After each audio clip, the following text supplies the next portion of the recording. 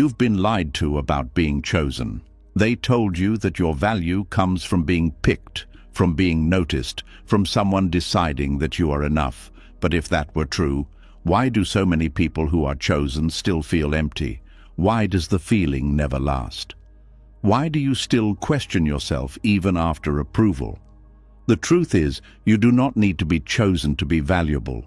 Your worth is not something given to you, it is something that has always been within you.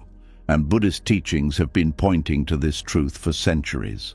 The wisest minds discovered that peace does not come from being selected. It comes from releasing the need to be selected, from seeing clearly who you are without the noise of comparison. Tonight, as you listen, something will begin to shift. The need to prove yourself will start to dissolve. The pressure to be seen will begin to fade. Your mind will grow quieter, and you will feel something different, something steady. A sense of value that does not rise and fall with other people's opinions. And when you wake up tomorrow, you will no longer be waiting. You will no longer be chasing. You will understand that you were never lacking. You were only forgetting. This is not just something to listen to. This is a realization that changes everything. Are you ready? Let's begin. Now something begins to shift quietly, not on the outside, but within.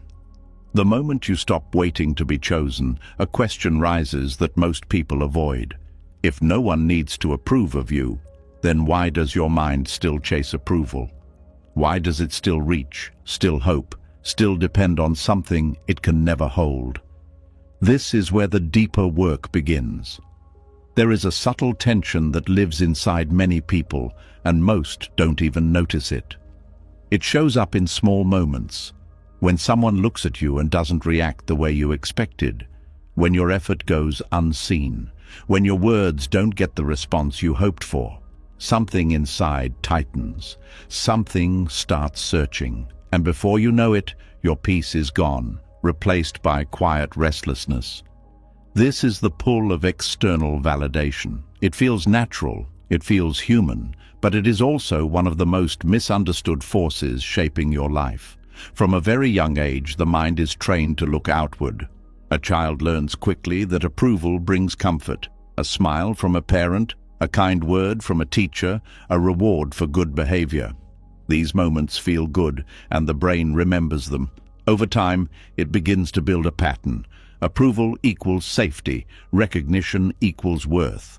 But what begins as a simple learning process slowly turns into something deeper. The mind stops seeing approval as a bonus and starts treating it as a requirement. Instead of expressing itself freely, it begins to perform. Instead of acting from truth, it starts acting for response. And this is where the illusion begins. The illusion is not that approval feels good. It does. The illusion is believing that it can complete you, that it can define you, that it can give you something you do not already have. The mind begins to crave it the way a thirsty person craves water. But unlike water, approval never truly satisfies. It creates a cycle. You receive it, you feel relief for a moment, and then the feeling fades. And when it fades, the mind goes searching again. It becomes a loop. You adjust your behavior to be liked. You say things that will be accepted. You hide parts of yourself that might be rejected. You shape your identity around what gets the best response. And slowly, without realizing it, you lose connection with who you actually are. Not because you wanted to lose yourself, but because you were trying to feel secure. This is how subtle it is. External validation doesn't just affect your actions. It shapes your thoughts. It influences your decisions. It determines how you see yourself. When someone praises you, your confidence rises.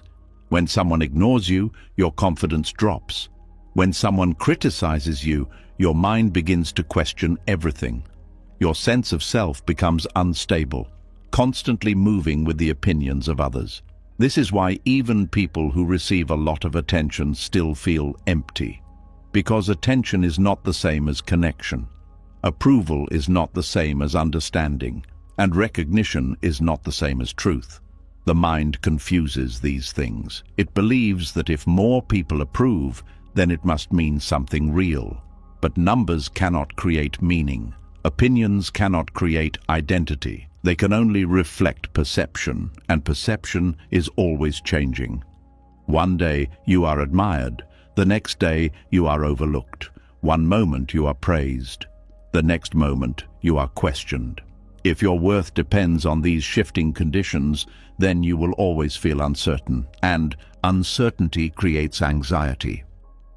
This is why the mind keeps chasing validation even when it already has it. Because it knows, deep down, that it is temporary. It knows it cannot hold it, so it tries to collect more, hoping that quantity will create stability. But it never does. The more you depend on validation, the more sensitive you become to its absence. Silence starts to feel like rejection. Neutral reactions feel like judgment. You begin to read into everything, searching for signs that you are still valued. This creates overthinking. You replay conversations in your mind. You analyze how you were perceived. You wonder if you said the right thing, if you acted the right way, if you were enough in that moment. And the more you think, the more you lose peace, because your attention is no longer in the present. It is trapped in interpretation. Buddhist teachings describe this as attachment to perception. Not just what is happening, but how it is seen. The mind becomes attached to being seen in a certain way, and anything that threatens that image creates discomfort. But here is something most people never realize. The discomfort is not coming from reality. It is coming from the expectation. Reality simply is. Someone responds or they don't. Someone approves or they don't. That part is neutral. The suffering begins when the mind says, "This must mean something about me." That interpretation creates pain. You assume that lack of approval means lack of value. You assume that being overlooked means being unimportant. But these assumptions are not truth. They are learned patterns, and patterns can be seen. When you start observing this process, something interesting happens.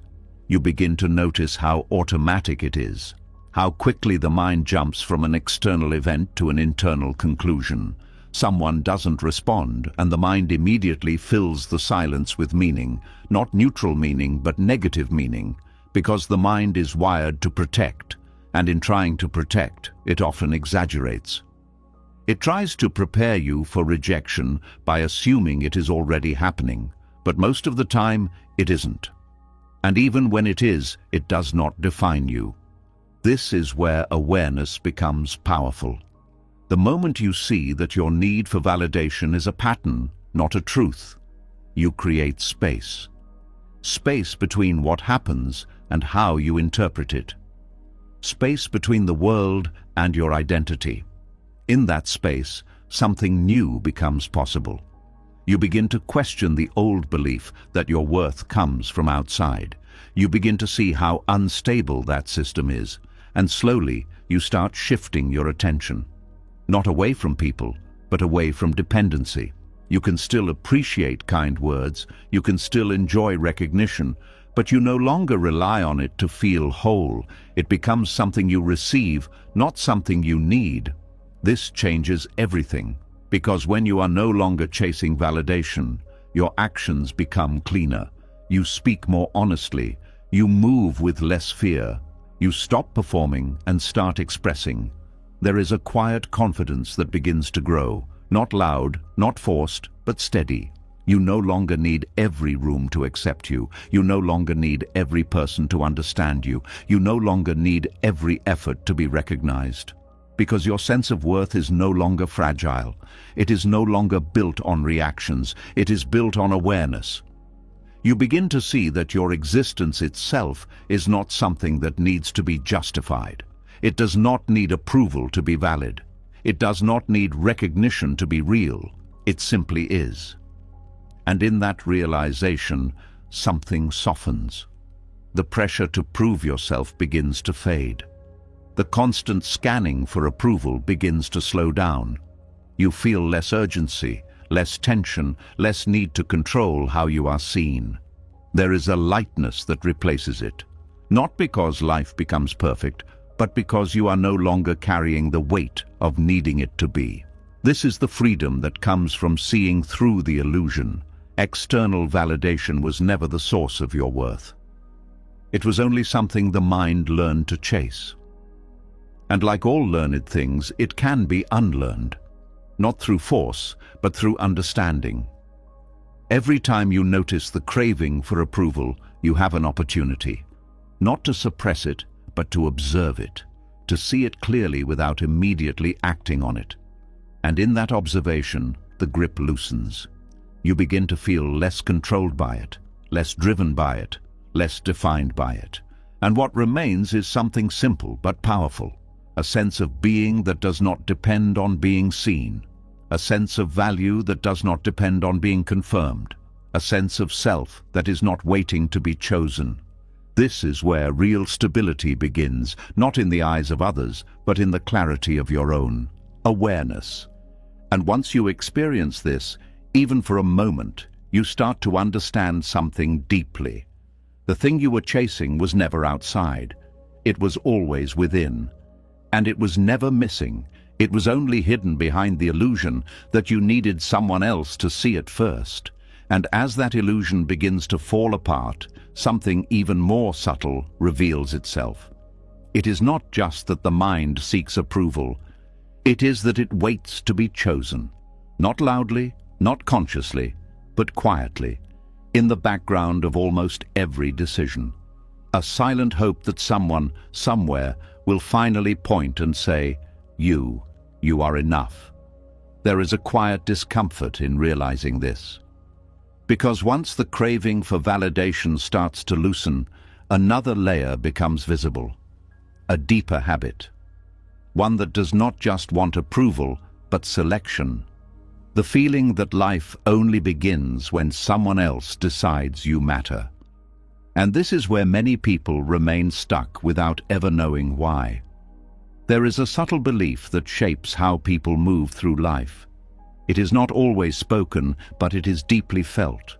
The belief that worth is confirmed through selection, that being picked means being valuable, that being overlooked means being less. This belief is so normal that most people never question it.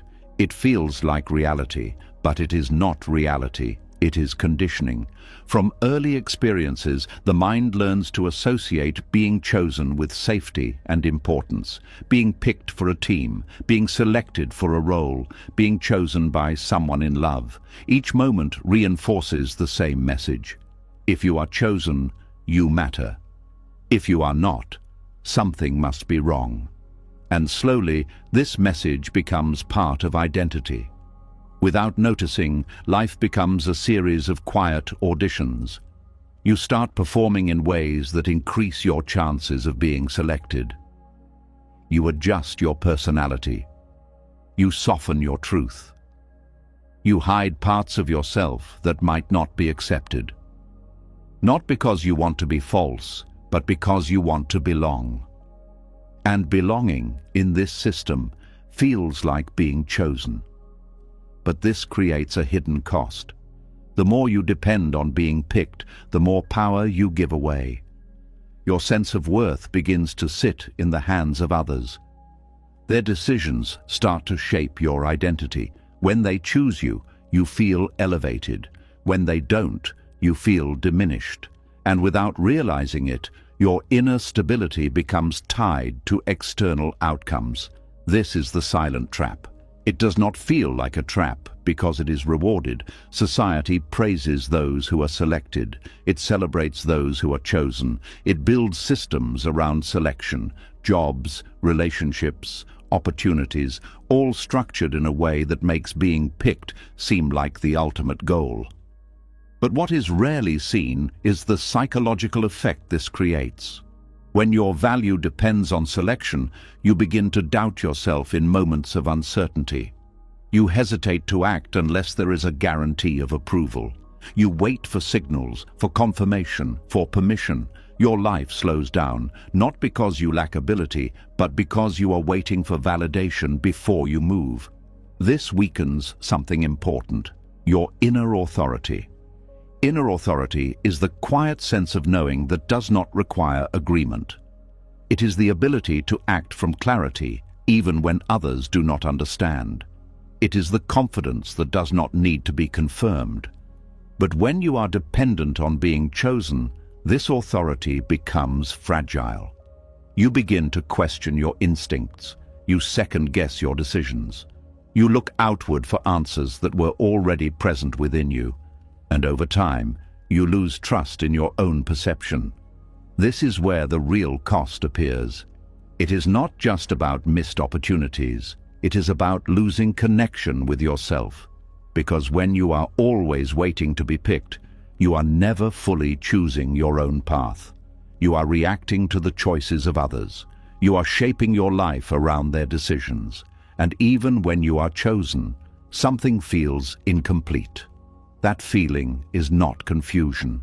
It is misalignment.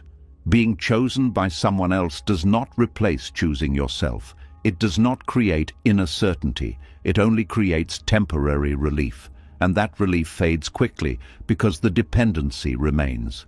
You still need to be chosen again and again and again. This creates a loop. You seek selection, you receive it, you feel better for a moment, and then the need returns, stronger than before, because now you have experienced what it feels like, and the mind wants to hold on to it, but it cannot. Selection is never permanent. People change, circumstances shift, opportunities move, and when they do, your sense of worth is shaken again.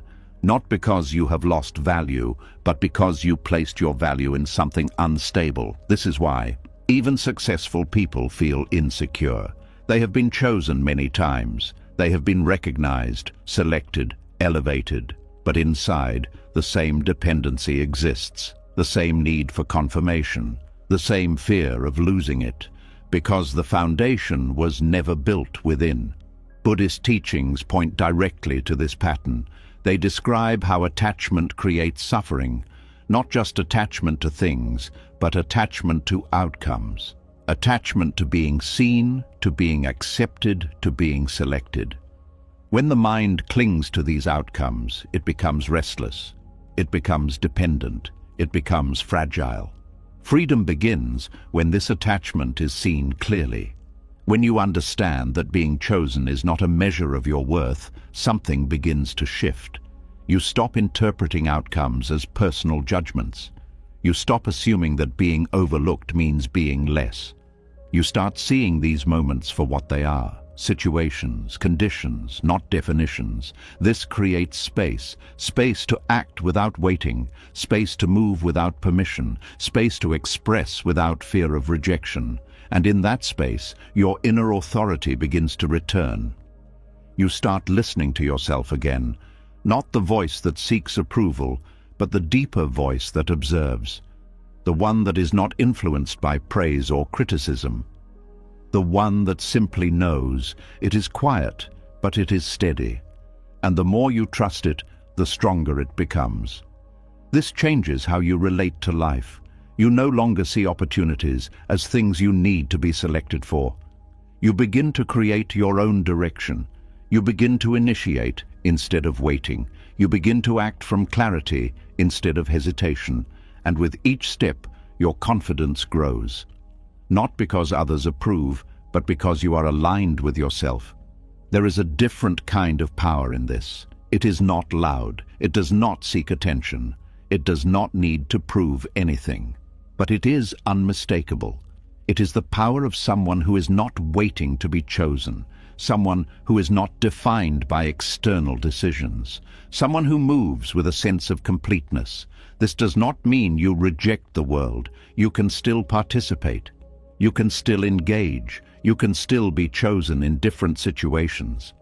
But it no longer defines you. It no longer determines how you feel about yourself. It becomes something that happens, not something you depend on. This is the difference between dependency and freedom. In dependency, your worth rises and falls with external outcomes. In freedom, your worth remains steady regardless of what happens. And from that steadiness, you can move through life with clarity. You stop trying to be what others want. You stop shaping yourself to fit expectations. You stop waiting for the moment when someone will finally confirm your value, because you realize something simple but powerful. That moment is not coming, not because you are not valuable, but because value was never something to be given. It was something to be seen. And the only person who can see it clearly is you. When this realization settles in, something inside relaxes. The urgency fades. The pressure lifts. The constant need to prove yourself begins to dissolve. You feel less tension, less comparison, less fear of being overlooked. Because being overlooked no longer means being less. It only means you were not chosen in that moment, and that is okay. Because your value does not begin or end with someone else's decision. It exists before the decision. It exists during the decision. And it remains after the decision, unchanged. This is the quiet strength that comes from breaking free from the need to be picked. It is not dramatic. It is not something others always notice. But you feel it, in the way you think, in the way you act, in the way you carry yourself. You no longer move from a place of lack. You move from a place of completeness. And from that place, life begins to feel different. Less like a competition, less like a performance, more like an expression of something that was never waiting to be chosen, only waiting to be realized. And once that need to be chosen begins to lose its grip, something deeper becomes visible. A quiet confusion that has been shaping your entire sense of self. You start to notice that even when you stop waiting for others to pick you, there is still a question lingering underneath. A question that feels simple but carries a heavy weight. What actually makes you valuable? Because if it is not approval, if it is not selection, then what is it? There is a strange feeling that comes with this realization. It is not fear exactly, but it is unfamiliar, like standing in a space where the old rules no longer apply, yet the new ones have not fully settled in.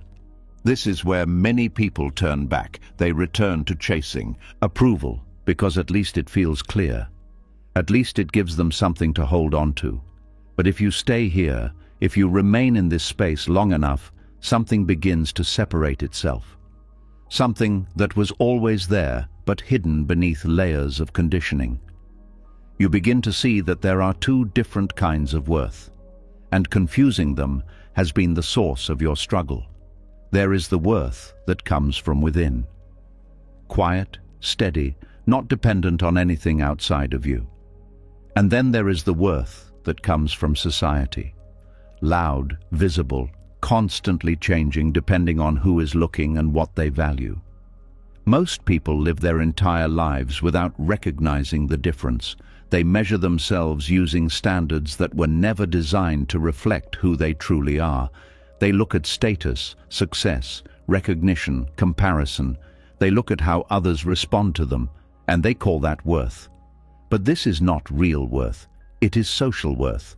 And social worth is unstable. It rises and falls based on trends, opinions, and expectations. One moment you are admired, the next moment you are forgotten.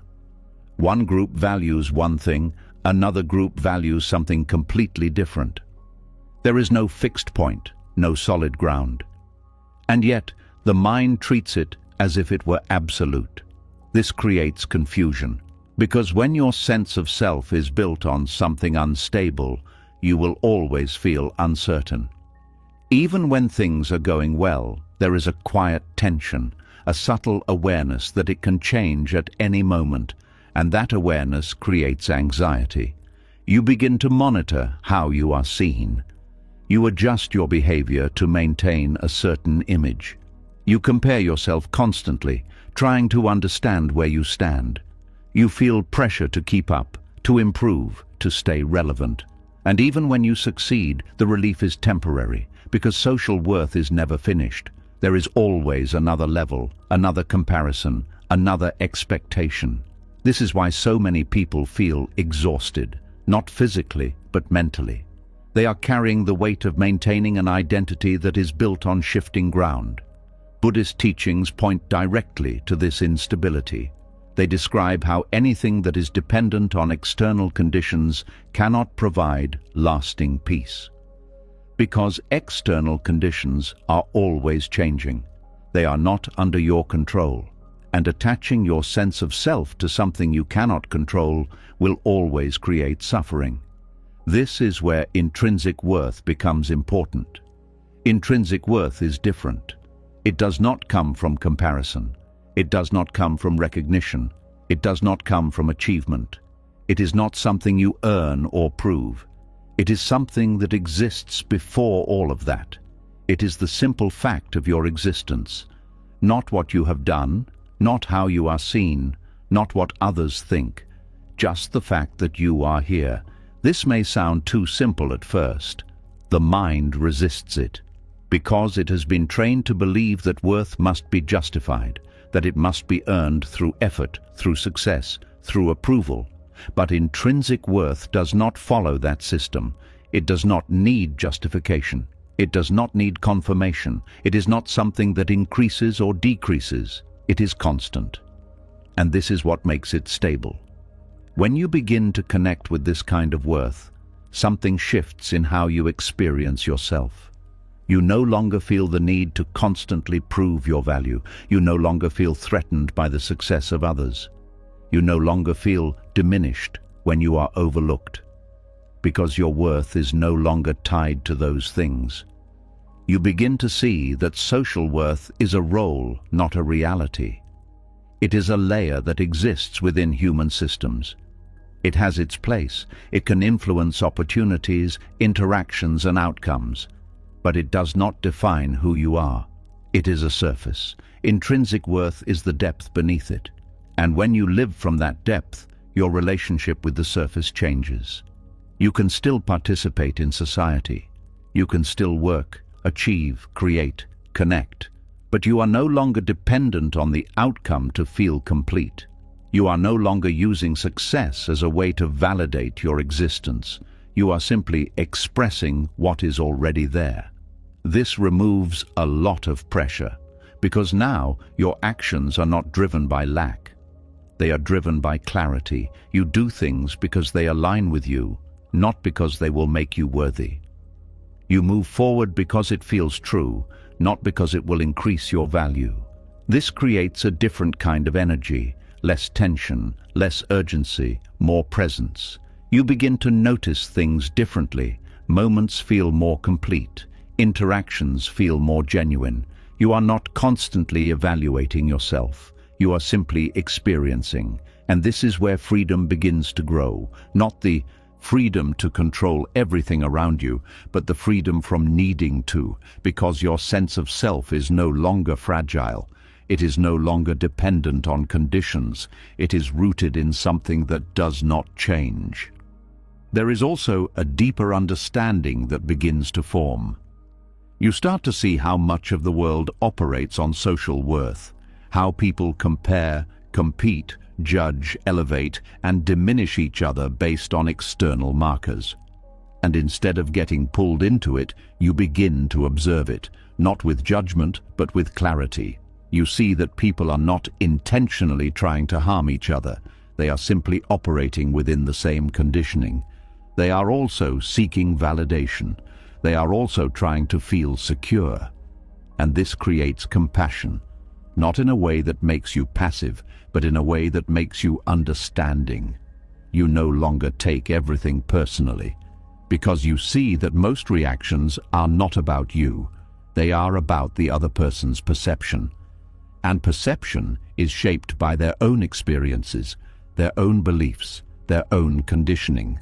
This understanding creates distance. Not physical distance, but emotional distance. You are less affected by how others see you, less reactive, less defensive, more grounded.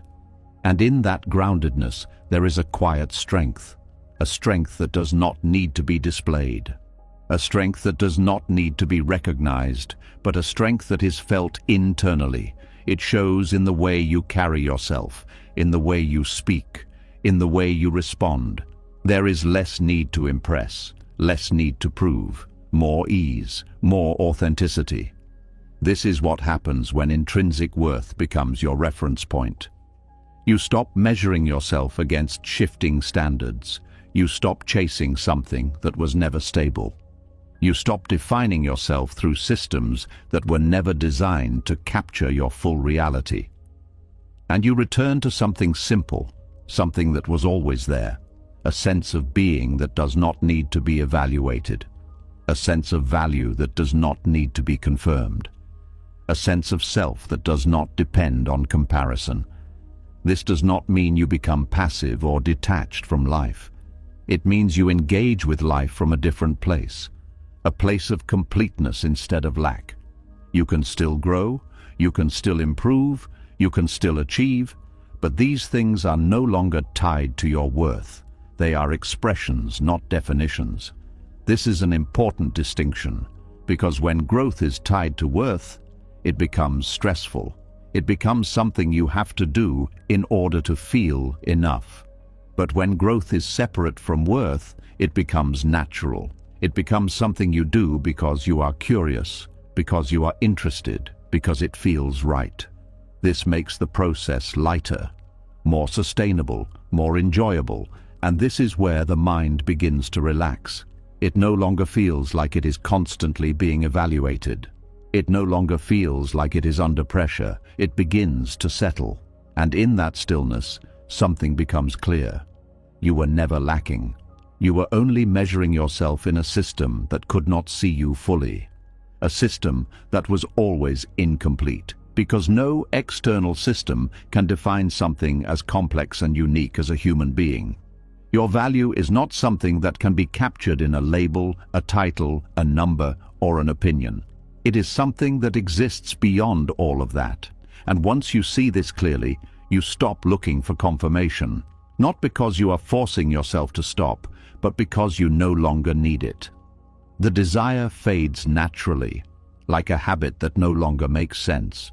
And what remains is something steady, something quiet, something real, a sense of worth that is not given, a sense of worth that is not taken, a sense of worth that simply is. And from this place, you begin to live differently, not trying to become valuable, but finally recognizing that you always were.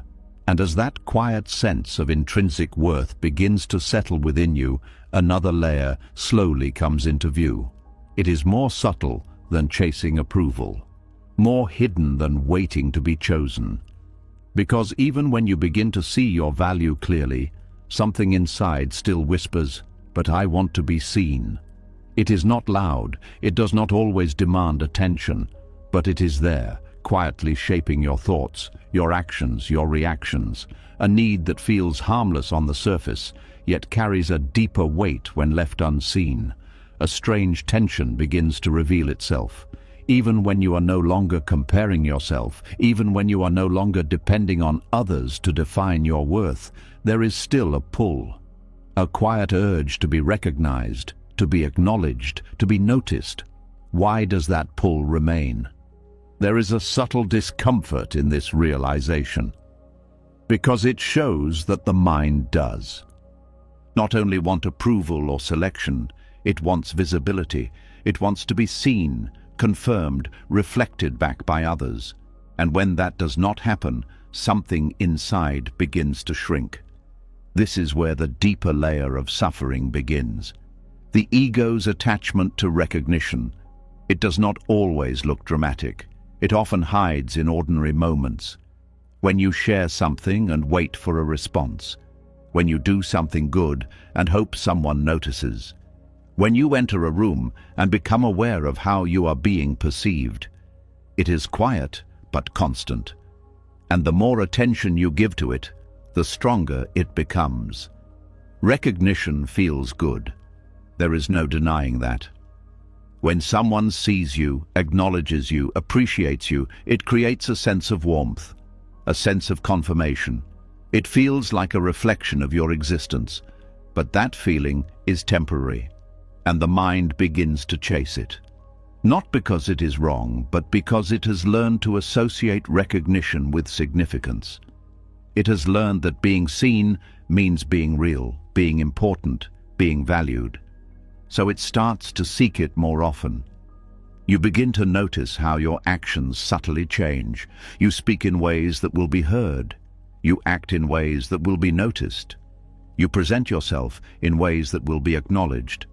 Not consciously at first, but gradually. And this creates a shift.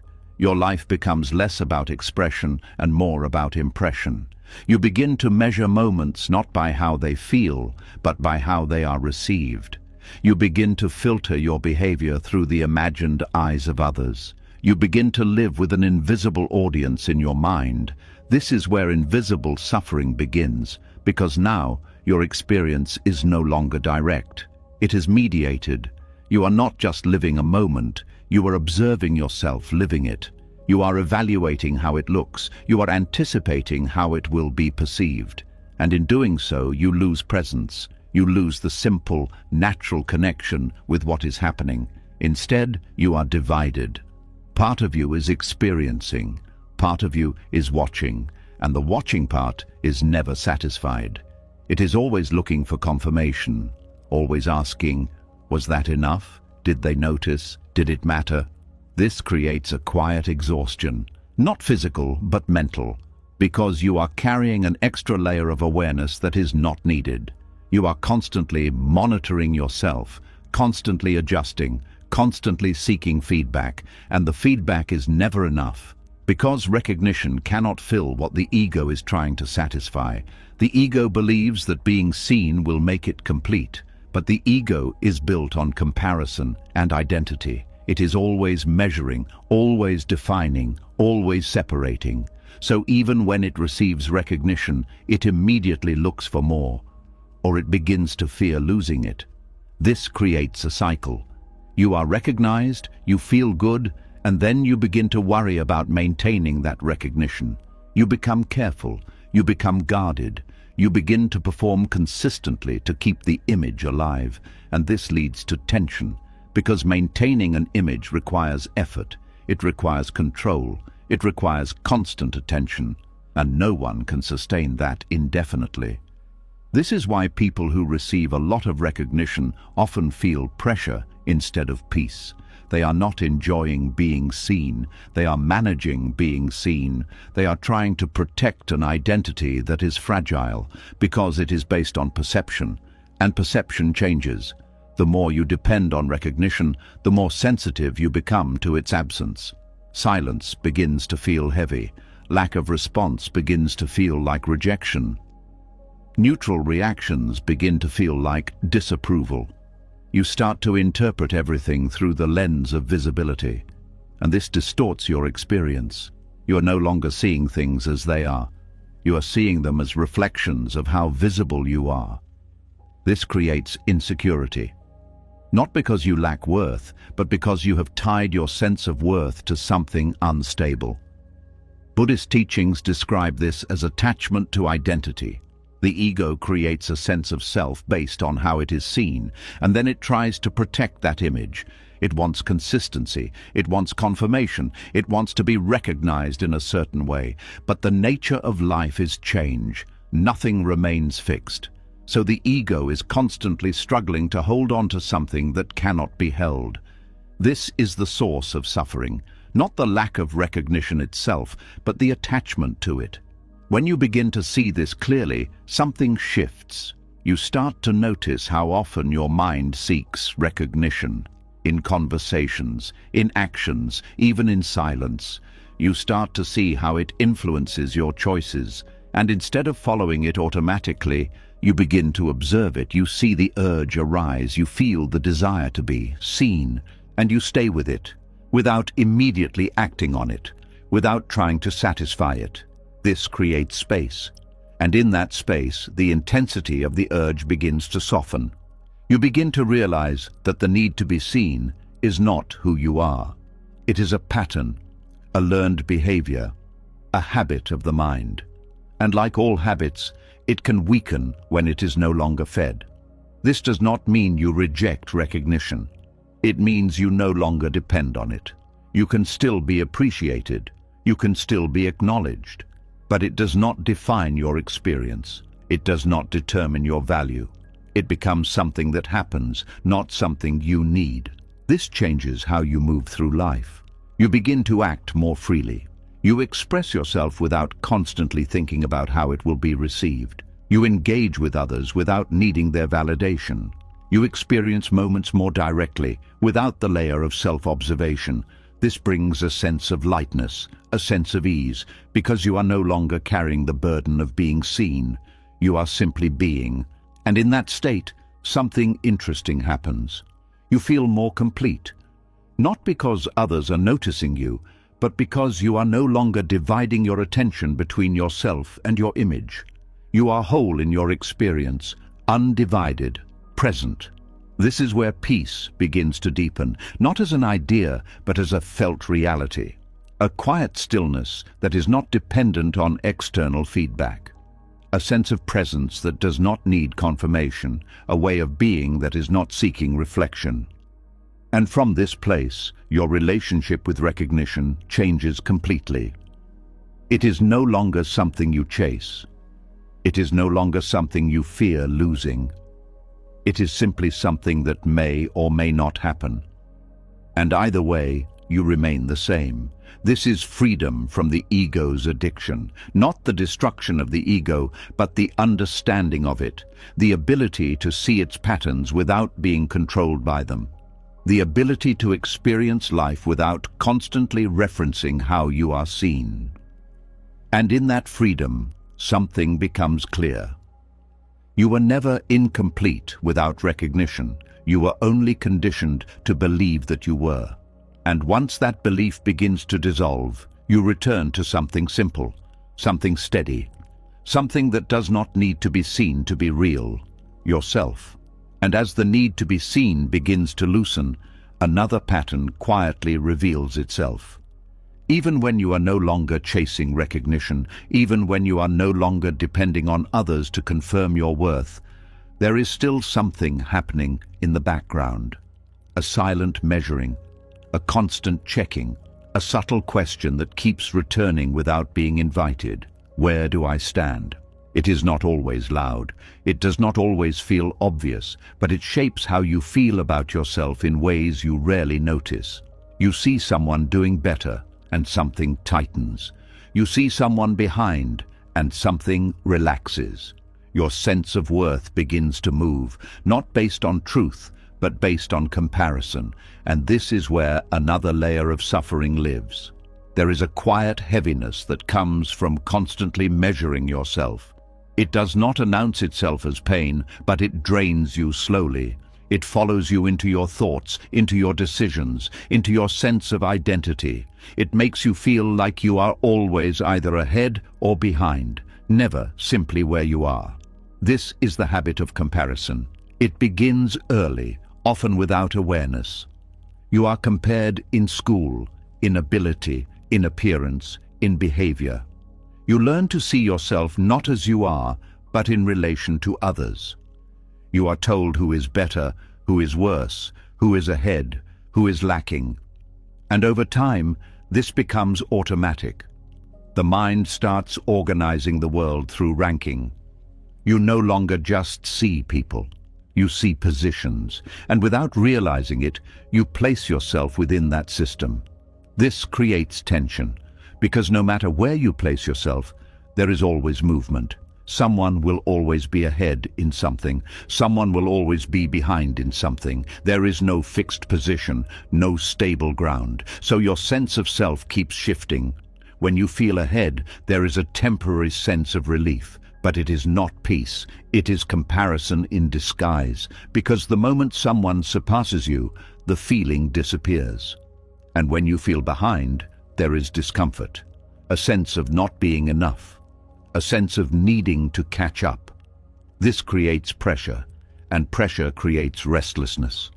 You begin to chase progress, not because it feels right, but because you want to close the gap. You begin to evaluate your life based on timelines that were never yours. You look at where others are and assume that is where you should be. But this assumption is flawed because it ignores something fundamental. No two lives are the same. Each person carries different experiences, different paths, different conditions. Comparing them as if they exist on the same line creates distortion. It simplifies something complex into something measurable. And in doing so, it removes truth. Buddhist teachings describe this as a form of delusion. Not because comparison exists, but because it is misunderstood. The mind believes that comparison can reveal value. But value is not something that can be measured in relation to others. It is not something that increases when you are ahead or decreases when you are behind. It is something that exists independently. But the mind does not see it that way. It is trained to look outward, to measure, to rank, to judge, and this creates a constant sense of movement. You are never still.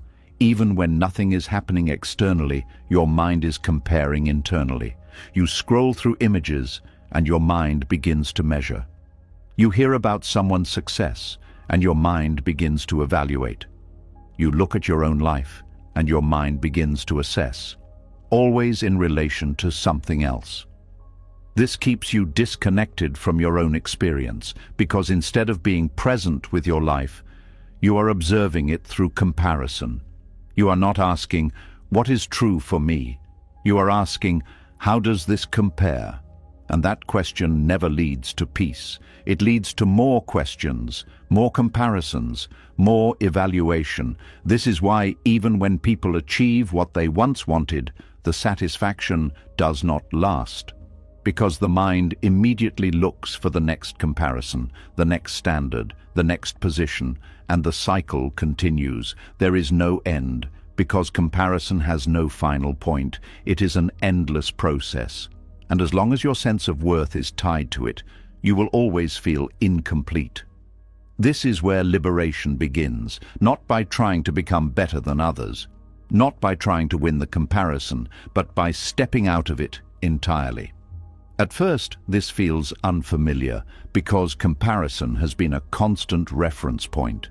Without it, the mind feels uncertain. It does not know how to evaluate. It does not know how to measure. But this uncertainty is not a problem. It is a doorway. Because in the absence of comparison, something else becomes visible. Your direct experience. You begin to notice what actually matters to you. Not what appears valuable to others, not what ranks higher in society, but what feels aligned within you. This shifts your attention from outward to inward, from measuring to experiencing, from competing to understanding. You begin to ask different questions, not am I ahead or behind, but am I present, not am I better than others, but am I living truthfully? These questions create a different kind of movement, a movement that is not driven by pressure, but by clarity. You start to act based on what feels meaningful, not what appears impressive. You start to make choices that reflect your own path, not someone else's timeline, and slowly the tension begins to fade, because you are no longer trying to fit into a system that was never designed for you. You are simply moving in your own direction.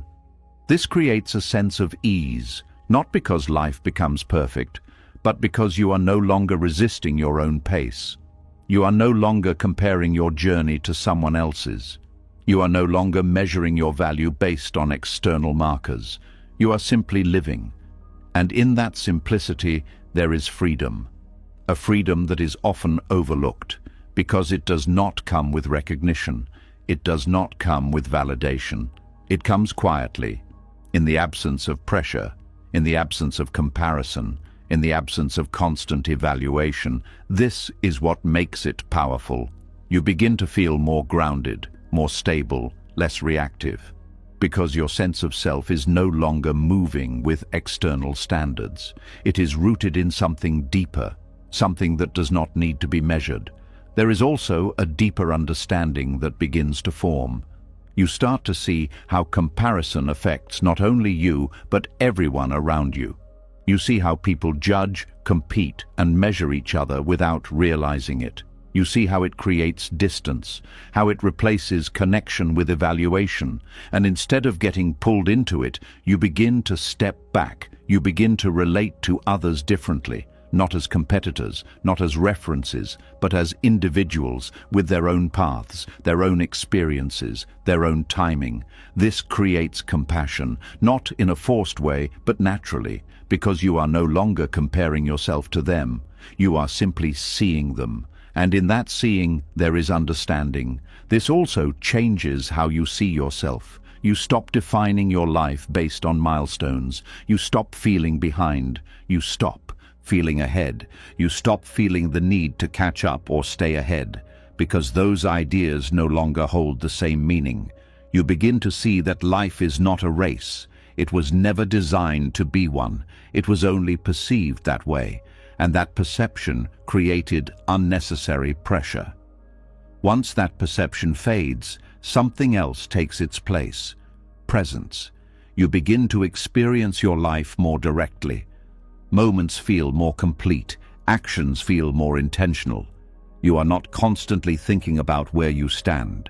You are simply engaged with what is happening. This brings a sense of peace. Not because everything is perfect, but because you are no longer dividing your attention. You are not living in comparison. You are living in reality. And reality, when experienced without comparison, is much lighter, much clearer, much more stable. This does not mean you never notice differences. You still see them, but they no longer define you. They no longer create tension. They no longer shape your sense of worth. They are simply observations, not judgments, not measurements, just awareness. And in that awareness, something becomes clear. You were never meant to measure your life against others. You were meant to experience it, to understand it, to live it fully. And when you do that, comparison loses its power. Not because you force it to stop, but because it no longer makes sense, it no longer serves a purpose. And what remains is something simple, a sense of being that is not trying to prove anything, a sense of value that is not being compared, a sense of life that is not being measured, just lived, fully, freely, without the constant need to ask where you stand, because you are no longer standing against anyone. You are simply standing within yourself. And once you stop measuring your life against other people, another attachment becomes easier to see. It is softer than comparison, warmer than recognition, and far more seductive. It comes wrapped in kind words, in admiration, in approval that sounds harmless. But if you look closely, you begin to notice something strange. Even praise can become a prison when you start building your identity inside it. A few kind words can change your whole mood. A compliment can stay in your mind for hours, sometimes even for years. It can make you feel lighter, stronger, more certain. But there is something hidden inside that sweetness, something the mind rarely questions. Why does praise have so much power? And what happens when it becomes the mirror you use to know yourself? There is a quiet pleasure in being praised. It reaches the part of the mind that wants reassurance. It touches the part of you that has longed to be seen kindly. When someone says you are talented, beautiful, wise, kind, strong, or special, something inside relaxes. It feels as if a question has been answered, as if a doubt has been quieted for a moment, but only for a moment. That is where the deeper truth begins. Praise feels full, but it is empty in a very particular way. It gives a feeling without giving a foundation. It gives a moment of emotional warmth without giving lasting self-knowledge. It can brighten the surface, but it cannot build the center. And when the mind does not understand this, it starts depending on praise for something praise was never designed to provide. The problem is not that compliments are bad. The problem is that the mind often turns them into evidence. Someone says something good about you, and the mind says, "Now I know who I am." But how can another person's passing impression define something as deep as your being? Their words may be sincere, their appreciation may be real, but it is still only a perception. It is still limited by their mood, their taste, their worldview, their personal lens. One person praises what another person ignores. One person admires what another person criticizes. One moment you are called brilliant. Another moment, by someone else, you are called difficult.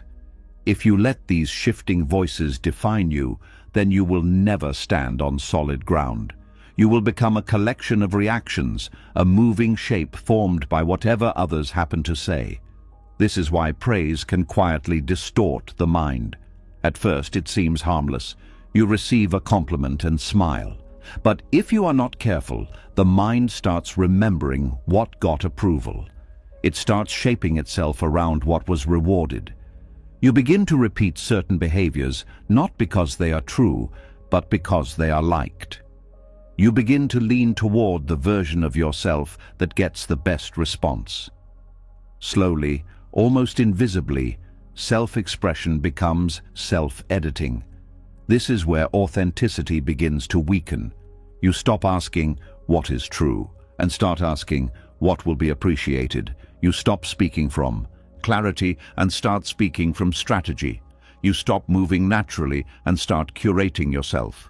The outer version of you may become more polished, more acceptable, more admired, but the inner version of you starts to feel less known, and this creates an odd kind of loneliness, because people may be praising what they see, while you quietly feel they are not seeing you at all. They are responding to the image, the role, the performance, the polished piece that fits their expectation. Meanwhile, the deeper part of you remains untouched. This is why it is possible to receive admiration and still feel unseen. Praise can land on the surface while your deeper self stays hungry. Buddhist teachings help reveal why this happens. They point again and again to the emptiness of fixed identity. The person being praised is not a permanent object. It is a fluid, changing process. Your mind, body, emotions, and roles are all shifting. So when someone praises you, what exactly are they praising? A behavior, a moment, a quality they noticed once, a version of you that appeared in a certain situation. Their words may reflect something real, but they can never capture the whole. This is why trying to define yourself through praise creates confusion. You begin clinging to descriptions. You want to remain the smart one, the kind one, the calm one, the strong one. At first, these labels feel comforting, but later they become pressure. Because once you are praised for being something, you start feeling responsible for maintaining it. You fear the moment when you will not match the compliment anymore. You fear disappointing the image that was celebrated. Now praise is no longer just pleasant, it has become a burden. You were called strong, so now you feel ashamed when you are tired. You were called wise, so now you hide your confusion. You were called kind, so now you struggle to express anger honestly. You were called beautiful, so now you fear change, age, or imperfection. A compliment that once lifted you becomes a standard you must live up to. This is how praise quietly turns into attachment. And attachment always carries fear. You fear losing what others admire. You fear no longer being seen the same way. You fear the silence that follows when the compliments stop. Because deep down, when praise has become part of your identity, the absence of praise begins to feel like the loss of self. But this feeling is built on misunderstanding. The misunderstanding is this, that praise reveals your essence. It does not. It reveals a moment of perception, nothing more. A compliment can highlight a quality, but it cannot define the being that carries it. Someone may notice your patience today and praise it, but your worth is not your patience. Someone may admire your beauty, but your worth is not your appearance. Someone may celebrate your talent, but your worth is not your skill. These things are expressions. They are not your core. This separation matters deeply because when you confuse your qualities with your worth, you begin to live defensively. You protect the quality as if your existence depends on it. You become afraid of failure, afraid of flaws, afraid of contradiction. You want to remain consistent with the praise. You want to keep earning the same response. And this makes life very tight, very controlled, very performative.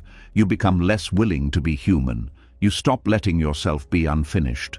You stop allowing growth to look messy.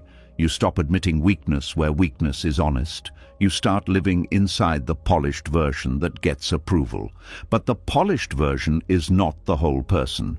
It is only the most approved fragment. This is why praise can create invisible suffering. Not because kind words are wrong, but because the mind uses them in the wrong way. It tries to turn them into identity. It tries to turn temporary feedback into permanent truth. And in doing so, it becomes fragile, dependent, easily shaken. One day, someone praises you, and you feel high. The next day, no one notices, and your energy drops. Then someone criticizes you, and suddenly the whole structure trembles. Why? Because your self-image was built from outside material. And anything built from outside reactions will always be unstable. Real self-knowledge is different. It does not come from hearing nice things. It comes from seeing clearly. It comes from honest awareness. It comes from watching your own mind, your own motives, your own fears, your own tenderness, your own contradictions. It comes from sitting long enough with yourself that you no longer need a polished story. You begin to know your heart directly, not through applause. This is much quieter than praise, but it is much stronger. Praise can excite you. Self-knowledge steadies you. Praise can flatter you. Self-knowledge frees you. Praise can comfort you for a moment. Self-knowledge stays when the room is silent. When you begin to understand this, your relationship with compliments changes. You can still receive them with warmth. You can still smile when someone speaks kindly, but you no longer build your house there. You no longer treat their words as the foundation of your identity. You let praise pass through you like sunlight through a window. You enjoy the warmth, but you do not mistake it for structure. This creates enormous freedom. You stop chasing compliments indirectly through performance. You stop shaping every action around how it will be received. You become less hungry for approval in sweet language. You become less wounded when praise goes elsewhere. You stop reading silence as a loss of value, because you no longer use praise as proof that you exist meaningfully. You begin to notice how often people are speaking from their own needs anyway. Some praise because they genuinely appreciate. Some praise because they want to be liked. Some praise because they are projecting an ideal onto you. Some praise because they only see one part of the picture. Their words may be kind, but they are still filtered through their own mind. Once you understand that, you stop treating compliments like sacred verdicts.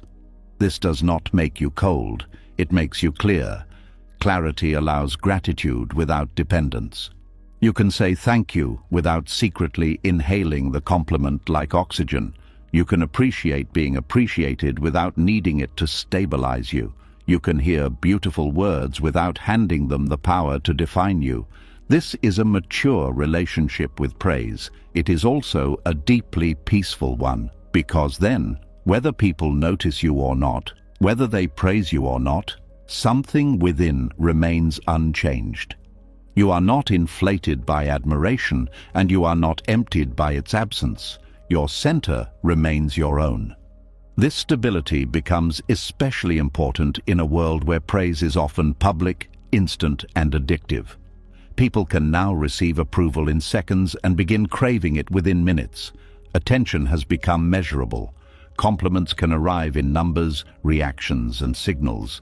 This makes the attachment even more subtle. You may think you are just sharing, just expressing, just connecting. But if your peace rises and falls with the response, then the old dependency is still there, only wearing new clothes. The Buddhist path invites you to watch this carefully, not with shame, not with self-judgment, but with honesty. Notice what happens in your body when you are praised. Notice the expansion, the lift, the relief. Notice what the mind says next. Does it want more? Does it replay the compliment? Does it begin forming an identity around it? Does it fear losing that image? This is not something to condemn. It is something to understand. Understanding weakens illusion. The more clearly you see the emptiness of praise, the less power it has over your identity.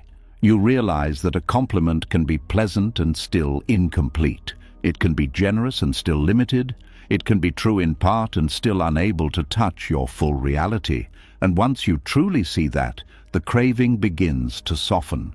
You no longer need every good word to become a brick in your self-image. You no longer need admiration to confirm your direction. You no longer need constant positive reflection to feel real. Instead, you begin returning to a quieter source. You start asking yourself different questions, not "what did they think of me?" but "was I honest?" Not "did they admire what I did?" but "was I aligned with what mattered?" Not "did they see me as valuable?" but "did I abandon myself to earn that response?" These questions take you inward, and inward is where the answer has been waiting. The deepest part of you does not need compliments to know it exists. It does not need praise to become valuable. It does not grow larger when admired or smaller when ignored. It is already there, underneath image, underneath role, underneath public response, quiet, whole, unadvertised. This is the part of you praise cannot create and criticism cannot destroy. When you live from that place, life changes. You become easier inside. You stop performing goodness and start practicing sincerity. You stop trying to appear impressive and start caring about what is true. You stop collecting compliments like proof and start living in a way that feels clean to your own heart. Then praise becomes what it was always meant to be, a passing gift, not an identity, a kind echo, not a definition, a pleasant moment, not a foundation for the self. And once that becomes clear, something else becomes possible. You can be appreciated without becoming attached. You can be admired without becoming dependent. You can be seen without becoming trapped in the image of being seen. That is freedom. It is a very quiet freedom, but it is powerful. It means no compliment can own you, no applause can control you, no sweet opinion can become your cage. You remain open, grateful, and human, but inwardly untied. And in that untied state, you begin to discover a more stable dignity. A dignity not based on what others say, but on what you see directly in the silence of your own awareness. A dignity that does not need to be decorated by praise. A dignity that remains even when no one is speaking. That is why compliments cannot define who you truly are, not because they are meaningless, but because you are deeper than language, deeper than labels, deeper than admiration, deeper than every good thing that has ever been said about you. And once you know that, you no longer need praise to feel full. You can receive it lightly, you can let it pass. And you can remain rooted in something far more real than approval, something no compliment can improve and no silence can take away. And as praise loses its grip, something even more uncomfortable begins to surface. If you are no longer defined by compliments, if you are no longer chasing recognition, then another question quietly rises from beneath the surface. A question most people avoid because it feels threatening in a deeper way. If I am not special, then who am I? There is a strange resistance that appears here, because for so long, part of the mind has been trying to stand out, to be different, to be seen as unique, exceptional, above average in some way. Not always in obvious ways, but in subtle forms. Wanting to be admired for something, wanting to be known for something, wanting to feel like you are not just another face in the crowd. And when that desire begins to loosen, it can feel like something is being taken away. there is a quiet fear that arises. The fear of being ordinary. There is a discomfort that many people never fully face. It is not about failure, it is not about rejection, it is the possibility of not being remarkable, of not standing out, of living a life that is not noticed, not praised, not elevated above others. And the mind reacts to this with subtle resistance, because it has learned to associate being special with being valuable. From early experiences, there is a quiet message that runs in the background. The ones who are noticed matter more. The ones who are exceptional are more important. The ones who stand out are more worthy of attention, respect, and love. This message is rarely questioned. It becomes part of how the mind understands value. And so, even when you are no longer chasing approval or praise, there can still be a hidden effort to be different in a way that feels significant. To have something that makes you stand apart. To hold on to an identity that feels above the ordinary. But this creates a subtle tension, because trying to be special is another form of dependency. It is still rooted in comparison. It is still tied to how you are seen. It is still based on the idea that your value must be proven through distinction. And this keeps the mind restless. You may not be chasing validation in obvious ways anymore, but you are still shaping yourself around an image. The image of someone who is unique, exceptional, above average. And maintaining that image requires effort. You begin to measure yourself in different ways, not just against others, but against an idea of what it means to be special. You wonder if what you are doing is enough to stand out. You question whether your life is meaningful enough. You feel subtle dissatisfaction when things feel too ordinary, because the mind has been trained to believe that ordinary is not enough. But this belief is where the deeper misunderstanding lives. Ordinary is not empty. Ordinary is not lacking. Ordinary is simply what is. It is life without distortion, without exaggeration, without the need to be elevated. But the mind does not see it that way at first. It sees ordinary as invisible, as unimportant, as something to escape. And so it keeps searching for ways to rise above it. This creates a quiet pressure.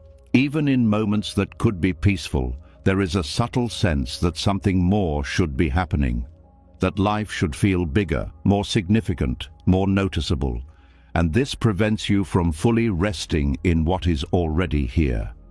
Buddhist teachings point directly to this pattern. They describe how the ego is constantly trying to construct an identity that feels solid and meaningful. It wants to be something, not just anything, but something that stands out, something that feels important. But this effort is endless, because the moment you become something, the mind starts comparing again. Is this enough? Is this better than before? Is this recognized? Is this special enough? There is no final point, because the desire to be special is not about reaching a state. It is about maintaining an image, and maintaining an image always creates tension. Because life does not stay fixed. It changes, it moves, it shifts, and any identity that depends on staying in a certain position will eventually feel unstable. This is why releasing the need to be special is not a loss. It is a return to something more natural, more grounded, more real. When you begin to let go of this need, something interesting happens. At first, there may be discomfort, a sense of emptiness, a feeling that something is missing, because the mind is no longer feeding on distinction. It is no longer trying to elevate itself. It is simply present, and presence without the noise of identity can feel unfamiliar. But if you stay with it, without trying to fill it, something begins to change. The discomfort softens, the need to stand out begins to fade, and in its place, there is a quiet ease. You begin to experience life without constantly evaluating its significance. Moments no longer need to be impressive to feel meaningful. Simple things begin to feel complete: a conversation, a breath, a quiet moment alone. a small action done with clarity. These things no longer feel insufficient. They feel whole. This is the peace of being ordinary. Not ordinary as in less, but ordinary as in complete, without the need to be more, without the need to be different, without the need to stand out. There is a deep relaxation in this, because you are no longer trying to become something. You are no longer shaping yourself to fit an image. You are simply allowing yourself to be. And in that being, there is a different kind of fullness, a fullness that does not depend on attention, a fullness that does not depend on recognition, a fullness that does not depend on comparison. It is quiet, but it is stable. You begin to see that the idea of being special was always relative. It only exists in comparison to others. Without comparison, the concept loses its meaning. There is no above or below, no better or worse. There is just what is, and what is enough. This realization changes how you move through the world. You stop trying to prove that your life is meaningful. You stop trying to make your identity impressive. You stop seeking experiences that will elevate your sense of self. Instead, you begin to engage with life directly, without needing it to confirm anything about you. This brings a sense of freedom, a freedom from the pressure to stand out, a freedom from the fear of being ordinary, a freedom from the constant effort to be more. And in that freedom, something else becomes visible. You begin to see that everyone is carrying the same struggle, the same quiet desire to be seen as special, the same fear of being unnoticed, the same effort to prove their value. And instead of feeling separate from others, you begin to feel connected, because you see the shared experience, the shared conditioning, the shared misunderstanding. This creates compassion, not because you are trying to be kind, but because you understand. You see that the need to be special is not a flaw. It is something that was learned, something that can be unlearned. And in unlearning it, you return to something simpler, something more natural, something that does not need to be elevated to feel complete. You begin to live without the constant need to define yourself, without the need to stand out, without the need to be more than you are.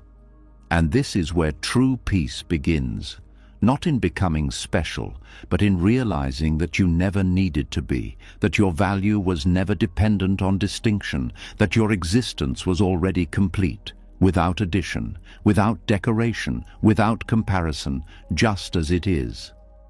And in that realization, something settles. The search slows down, the pressure dissolves, the need to prove fades away, and what remains is something simple, a quiet presence, a steady sense of being, a life that is not trying to become extraordinary, but is fully alive in its ordinariness. And in that ordinariness there is nothing missing, nothing to add, nothing to remove, just completeness, unseen, unannounced, unconditional, and finally at peace. And as the need to be special begins to dissolve, something else quietly starts to loosen its grip, a belief that has been sitting underneath almost everything you felt about yourself, a belief so common that it rarely gets questioned, the belief that value is limited, that if someone else has more, you must have less, that if someone shines, you must step back. That worth is something people compete for, fight for, struggle to earn, and protect from others. Even when you stop trying to stand out, this belief can still remain in the background. It shows up in subtle ways, a quiet comparison, a small feeling of being behind, a sense that there is not enough space for everyone to matter. And this is where another illusion begins to reveal itself. There is a quiet tension that comes from believing that value is scarce. It does not always feel like fear, but it shapes how you see the world. It makes you look at others not just as people, but as reference points. It makes you think in terms of more and less, ahead and behind, better and worse. And without realizing it, it turns life into a competition, not always an obvious one, but a silent one. You begin to feel that if someone else is praised, There is less praise available for you. If someone else succeeds, it somehow reduces your own position. If someone else is recognized, it feels like you have been overlooked. This is the myth of scarcity in value, the idea that worth is something that can run out, that it must be distributed unevenly, that it exists in limited supply. But this belief is not based on truth. It is based on misunderstanding, because value, in its true sense, is not something that can be measured in portions. It is not something that can be taken from one person and given to another. It is not something that decreases when shared. Yet the mind treats it as if it were. From early experiences, you are placed in systems that rank people, grades, awards, positions, recognition. You are taught to compete, to compare, to measure your place among others. And slowly, this creates a perception that value itself is part of that system. You begin to believe that being valuable means being above someone else, that being enough means being better, that having worth means having more than others. But this is where confusion begins, because those systems measure performance, not existence. They measure outcomes, not essence. They measure roles, not reality. And when you use those systems to define your worth, you begin to see life through a distorted lens. You start to feel that you must secure your place, that you must protect your position, that you must maintain your level. And this creates pressure. Because if value is limited, then losing your position feels like losing your worth, and gaining a position feels like gaining worth. This creates a constant sense of instability. You are always trying to hold on to something, always trying to move forward, always trying not to fall behind. And even when you succeed, the feeling does not last. Because someone else is always moving, someone else is always advancing, and the mind keeps tracking. This is exhausting, not because you are doing too much, but because you are thinking within a system that never settles, a system that always creates more comparison, more tension, more separation. Buddhist teachings challenge this belief at its core. They point out that worth is not something that exists in competition, because competition requires comparison, and comparison requires separation. But at a deeper level, there is no fixed separation between beings. There is only the illusion of it. Each person is a unique expression of conditions, experiences, and awareness. No two paths are the same. No two lives can be measured on the same scale. And when you try to do that, you create conflict where there was none. The idea that someone else's value reduces yours is based on this misunderstanding. It assumes that value is like a resource, like money or status or attention, but intrinsic worth does not function that way. It is not something you compete for, it is something you recognize, and recognition is not limited. One person realizing their worth does not prevent another from doing the same. In fact, it often makes it easier. Because when someone stops competing, they stop reinforcing the system of comparison. They stop feeding the idea that value must be earned at the expense of others. They begin to exist differently, and that difference can be felt. There is a quiet ease in someone who is not competing for worth. They do not feel threatened by others. They do not feel the need to prove themselves.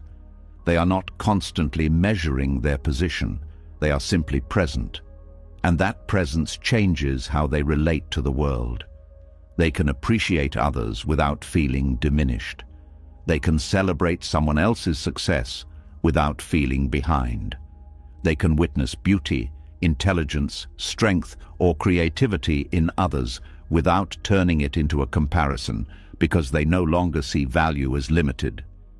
This is a shift in perception, from scarcity to openness, from competition to coexistence, from measuring to understanding.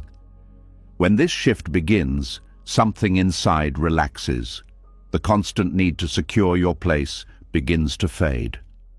The fear of being outshined begins to dissolve.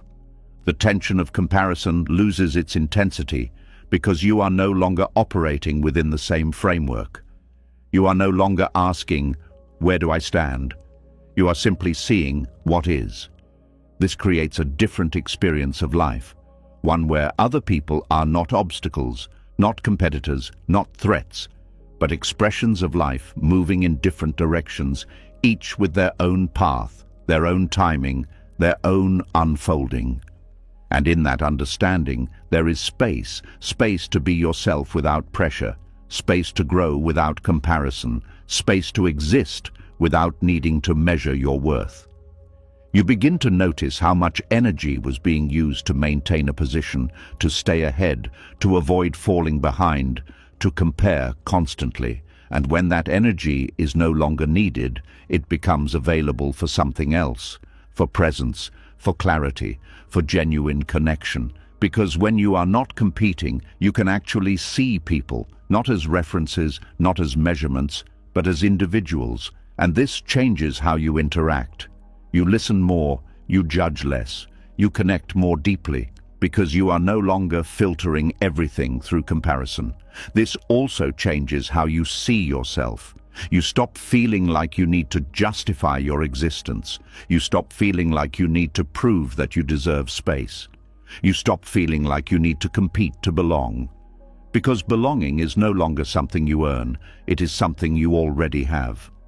As part of existence itself, this is where a deeper sense of peace begins to form, not based on being better, not based on being ahead, but based on being.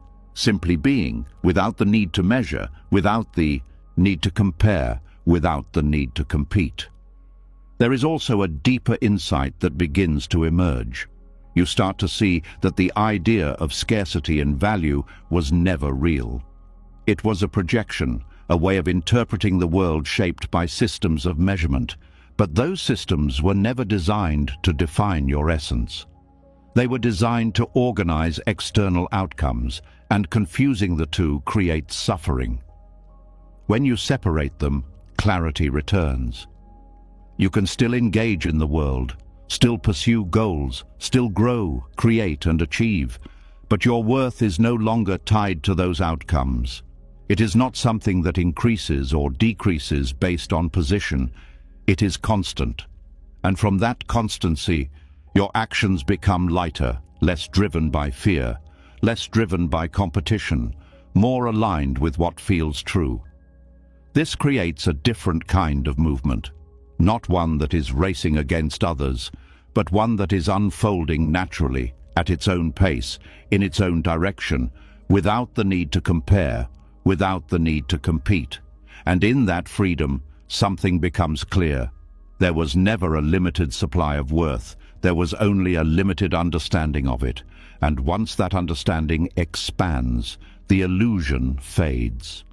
You no longer see life as a competition for value. You see it as a space where value already exists in every being, without exception, without comparison, without scarcity. And in that realization, something settles deeply.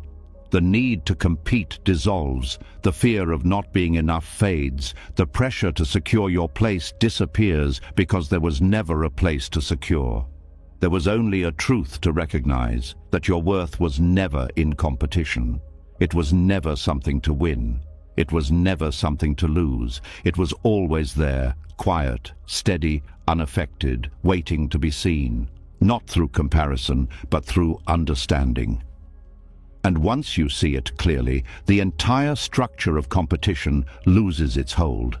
Not because you forced it to, but because it no longer makes sense. What remains is something simple.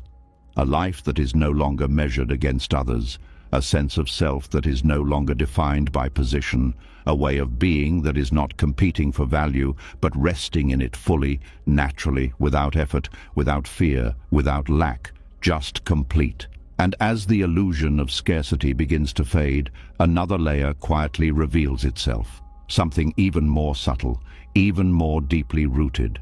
Because even when you stop competing, even when you stop measuring your worth against others, there is still a quiet habit that remains. A habit so normal that it almost feels invisible.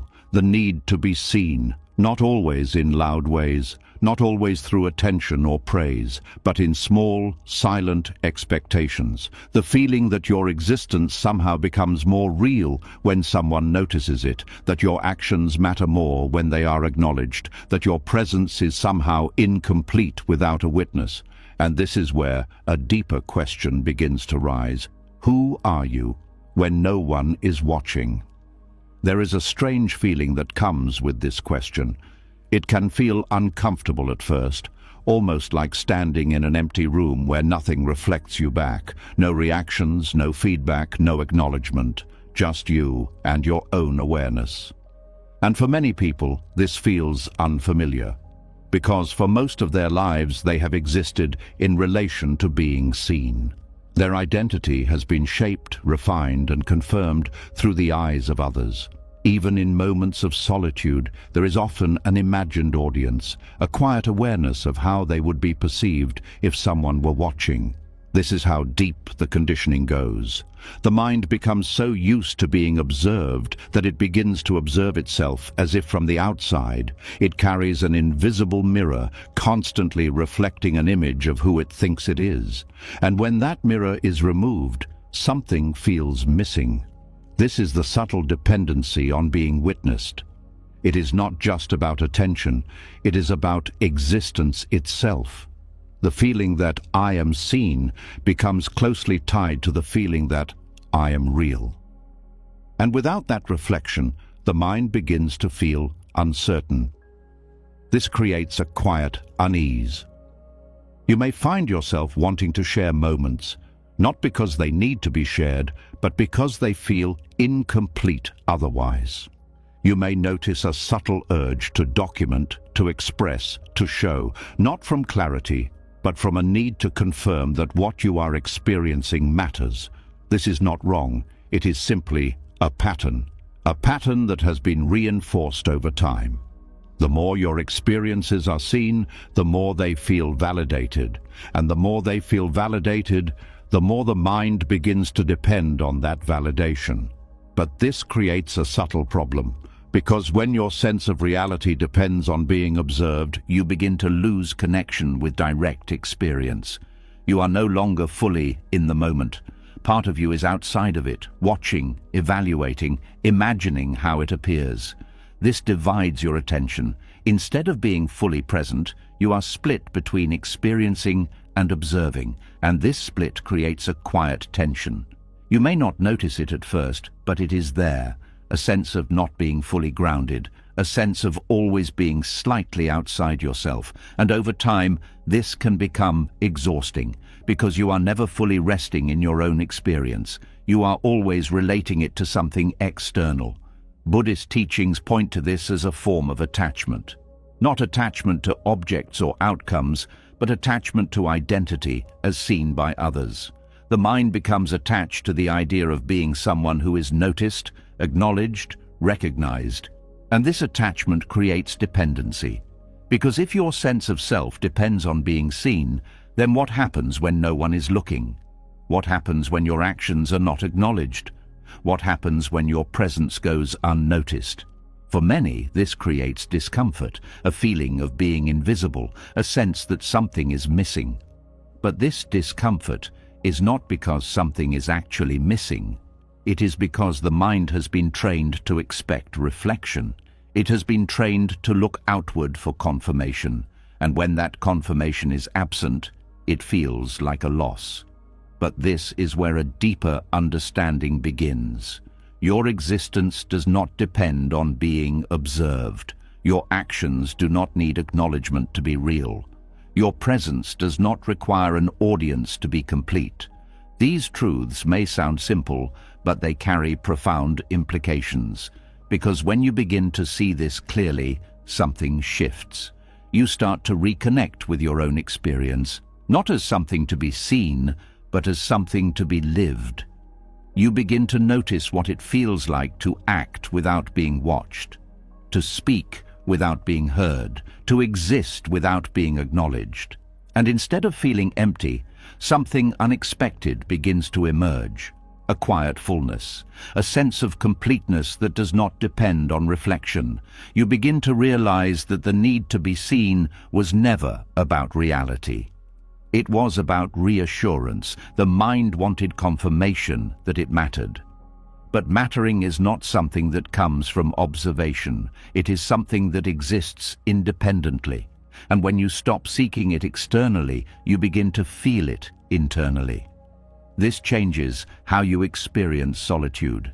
It is no longer a space where you feel invisible. It becomes a space where you feel whole.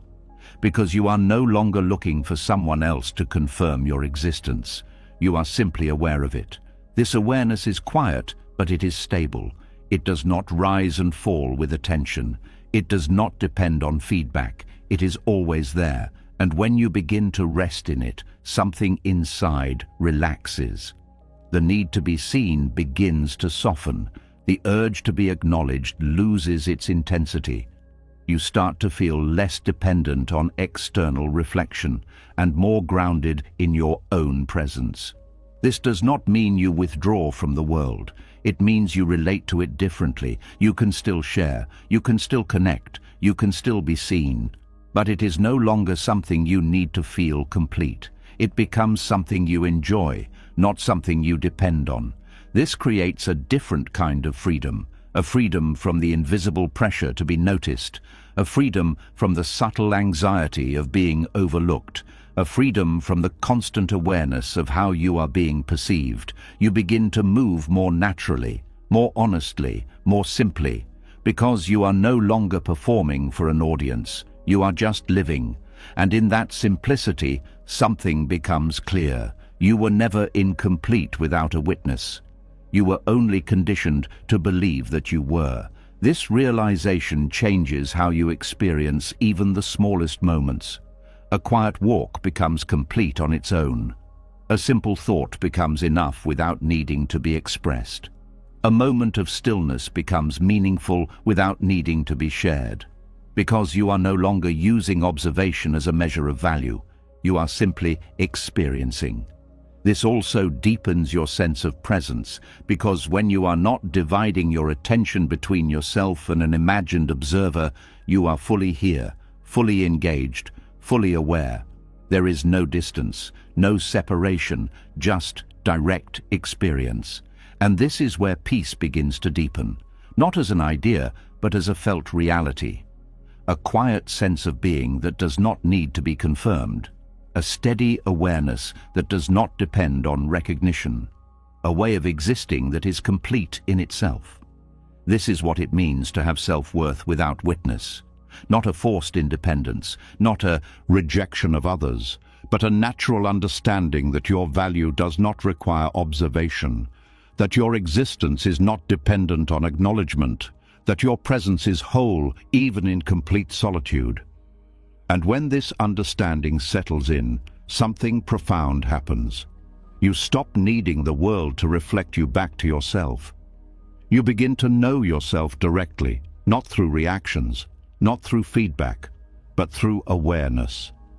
And this knowing is different. It is quieter, less dramatic, but far more stable, because it does not change with circumstance. It does not fluctuate with attention. It remains constant, unshaken. And from that place, you begin to live differently, not trying to be seen, not trying to be acknowledged, not trying to confirm your existence, but simply existing, fully, completely, without the need for an audience. And in that existence, there is nothing missing, nothing lacking, nothing to prove, just a quiet, steady sense of being. That does not depend on being observed to be real. That does not depend on being acknowledged to be valuable. That simply is. And in that is, everything is already complete. And as you begin to rest in your own presence without needing to be seen, another quiet shift starts to unfold. Because even when you no longer depend on being observed, there is still something the mind holds on to very tightly, something it uses to measure its place in the world, something that quietly defines how it feels about itself, outcomes, the results, the decisions, the moments where something either goes your way or it doesn't. And this is where another misunderstanding begins to surface. There is a subtle pain that comes from not being chosen. It does not always appear as strong emotion. Sometimes it is just a small drop in energy, a quiet thought that says, maybe I am not enough, a feeling that something has been taken away from you, even when nothing truly has. And without noticing it, the mind turns outcomes into identity. It starts to believe that being selected means being worthy, that being overlooked means being lacking, that a single result has the power to define what you are. But what if this connection is not real? What if not being chosen has nothing to do with your value? There is a moment that many people know well. You put yourself forward, you try, you show up, and then the result comes back, and it is not what you hoped for. And in that moment, the mind moves quickly. It does not pause. It does not question. It immediately creates meaning. I was not picked. I was not good enough. I was rejected. But these are not the same thing. Not being chosen is an outcome. Not being good enough is a conclusion. And the mind often confuses the two. This confusion creates unnecessary suffering, because outcomes are influenced by many factors: timing, conditions, preferences, perspectives that you may never fully see. They are not pure reflections of your worth. They are simply results within a specific context. But the mind simplifies everything. It reduces complex situations into personal judgments. It takes something neutral and turns it into something deeply personal. And this is where attachment begins. Attachment to outcomes. The need for things to go a certain way in order to feel okay. The belief that a result must confirm your value. And when this attachment is strong, every outcome carries weight. Every decision feels like a statement about you. Every yes feels like validation. Every no feels like rejection. This creates a fragile state of being, because your sense of self is constantly being affected by things you cannot fully control. You begin to feel like you are at the mercy of results, like your worth rises and falls depending on what happens outside of you. This creates anxiety before outcomes, and disappointment after them, a cycle that repeats again and again. Buddhist teachings offer a different way of seeing this. They point to the nature of attachment itself. They show that suffering does not come from the outcome, but from the meaning the mind attaches to it. The event happens, and then the mind adds a story, and that story is what creates the feeling. When you begin to see this clearly, something starts to shift. You begin to separate what happened from what you think it means. You begin to notice that an outcome is just an event. It is not a definition. It is not a judgment. It is not a measure of your worth. It is simply something that occurred. And this understanding creates space. Space between you and the result. Space that allows you to respond instead of react. Because when you are fully attached to outcomes, there is no space. There is only reaction, immediate, automatic, unquestioned. But when that attachment begins to loosen, you gain something powerful: clarity. You can look at a situation and see it for what it is, without adding unnecessary meaning. You can experience a result without turning it into a reflection of yourself. This does not mean you stop caring. It means you stop identifying. You still act. You still try. You still move forward. But your sense of self is no longer tied to the result. And this changes everything. Because when you are not attached to outcomes, you are free to act fully, without fear of what it will say about you, without hesitation based on possible rejection, without the constant need for validation. You become more present in your actions, more focused, more grounded, because you are not distracted by what might happen. You are simply engaged in what is happening. This also changes how you experience disappointment, because disappointment often comes from expectation, from a fixed idea of how things should unfold. And when reality does not match that idea, the mind resists. It feels like something has gone wrong. But when you are less attached to outcomes, that resistance softens. You still notice the difference between what you hoped for and what occurred. But you do not collapse into it. You do not turn it into a personal failure. You simply see it. And in that seeing, there is acceptance. Not passive acceptance, but clear acceptance. An understanding that what happened, happened, and that it does not define you. This allows you to move forward more easily, without carrying unnecessary weight, without holding on to the past, without replaying moments and questioning your worth.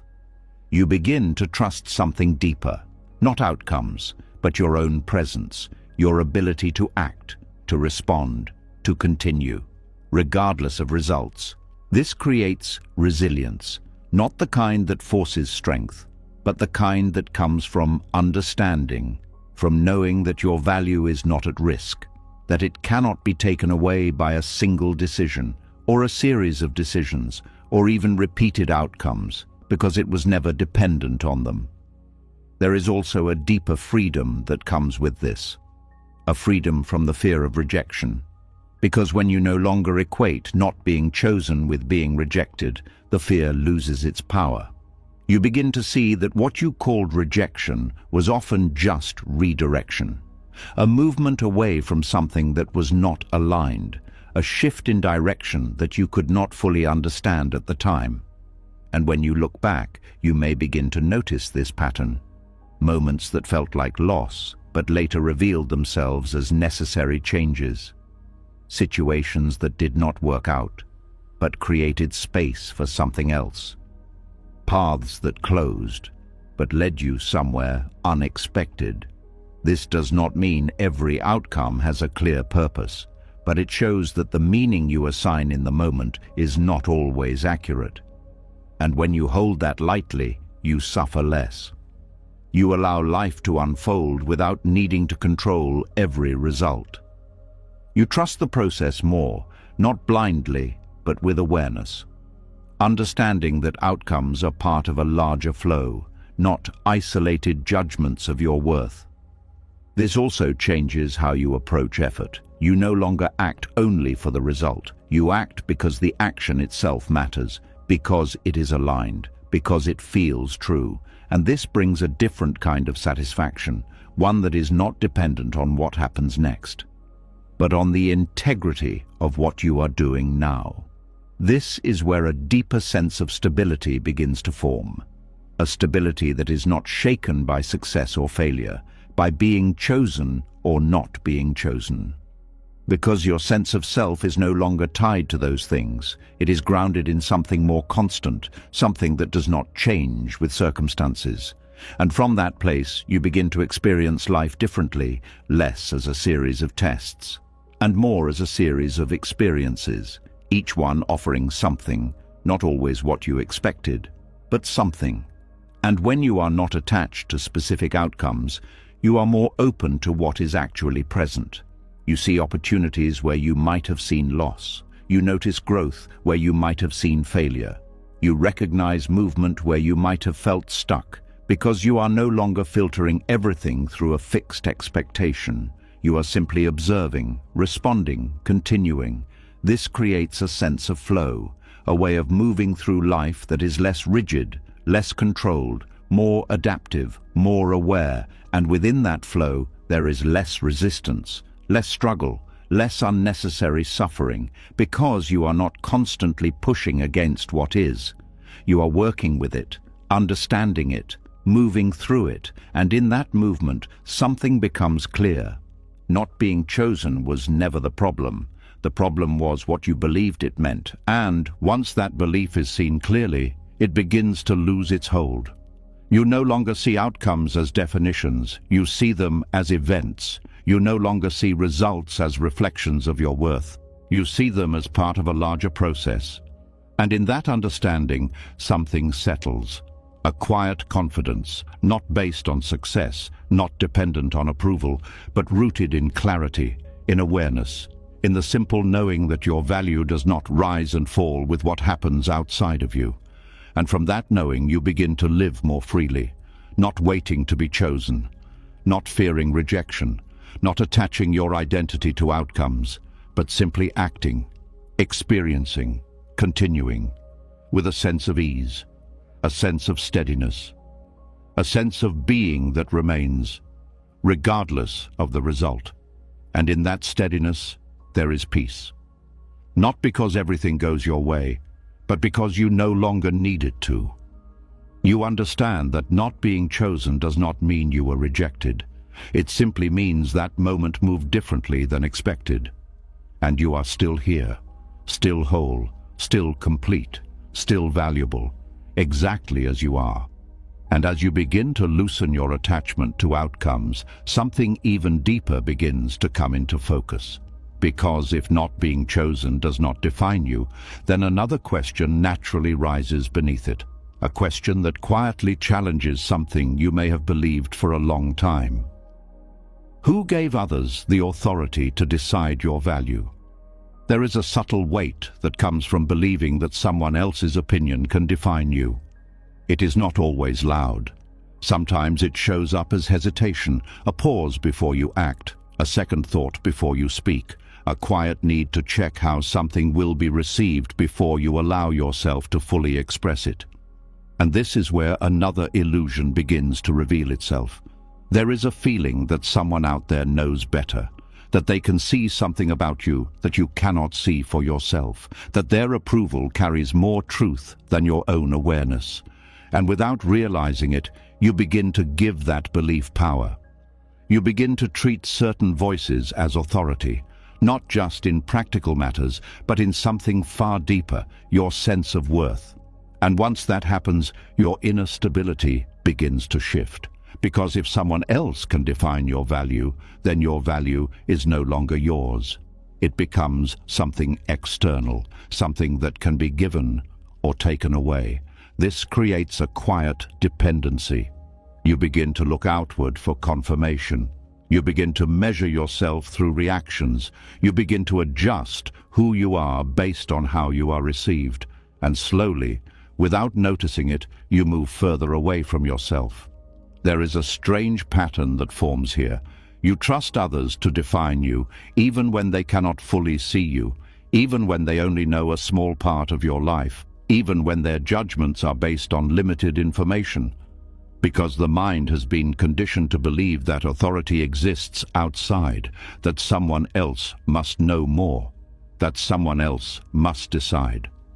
But when it comes to your worth, this belief creates confusion. Because worth is not something that can be accurately judged from the outside. It is not something that can be measured through observation alone. It is not something that can be defined by opinion. Yet, the mind often treats it as if it can. You may notice this in small moments. A compliment that lifts your mood more than expected. A criticism that stays with you longer than it should. A single opinion that shapes how you see yourself for days. These reactions are not random. They come from the belief that others have authority over your value. And when that belief is strong, every opinion feels important, every reaction feels meaningful, every judgment feels personal. But this is where clarity begins, because when you look closely, you start to see something important. Other people's views are shaped by their own experiences, their own beliefs, their own perceptions. They are not neutral, they are not complete, they are interpretations. And interpretations are not truth. This does not mean others are always wrong. It means they are limited, just as you are, just as everyone is. No one has access to your full experience. No one sees your entire journey. No one understands every layer of what makes you who you are. And because of this, no one can fully define your value. Yet the mind often forgets this. It hears an opinion and treats it as fact. It receives feedback and turns it into identity. It takes something external and internalizes it as truth. This is how the illusion of authority forms, not because others truly have power over your worth, but because the mind gives it to them. And once that power is given, it begins to influence everything.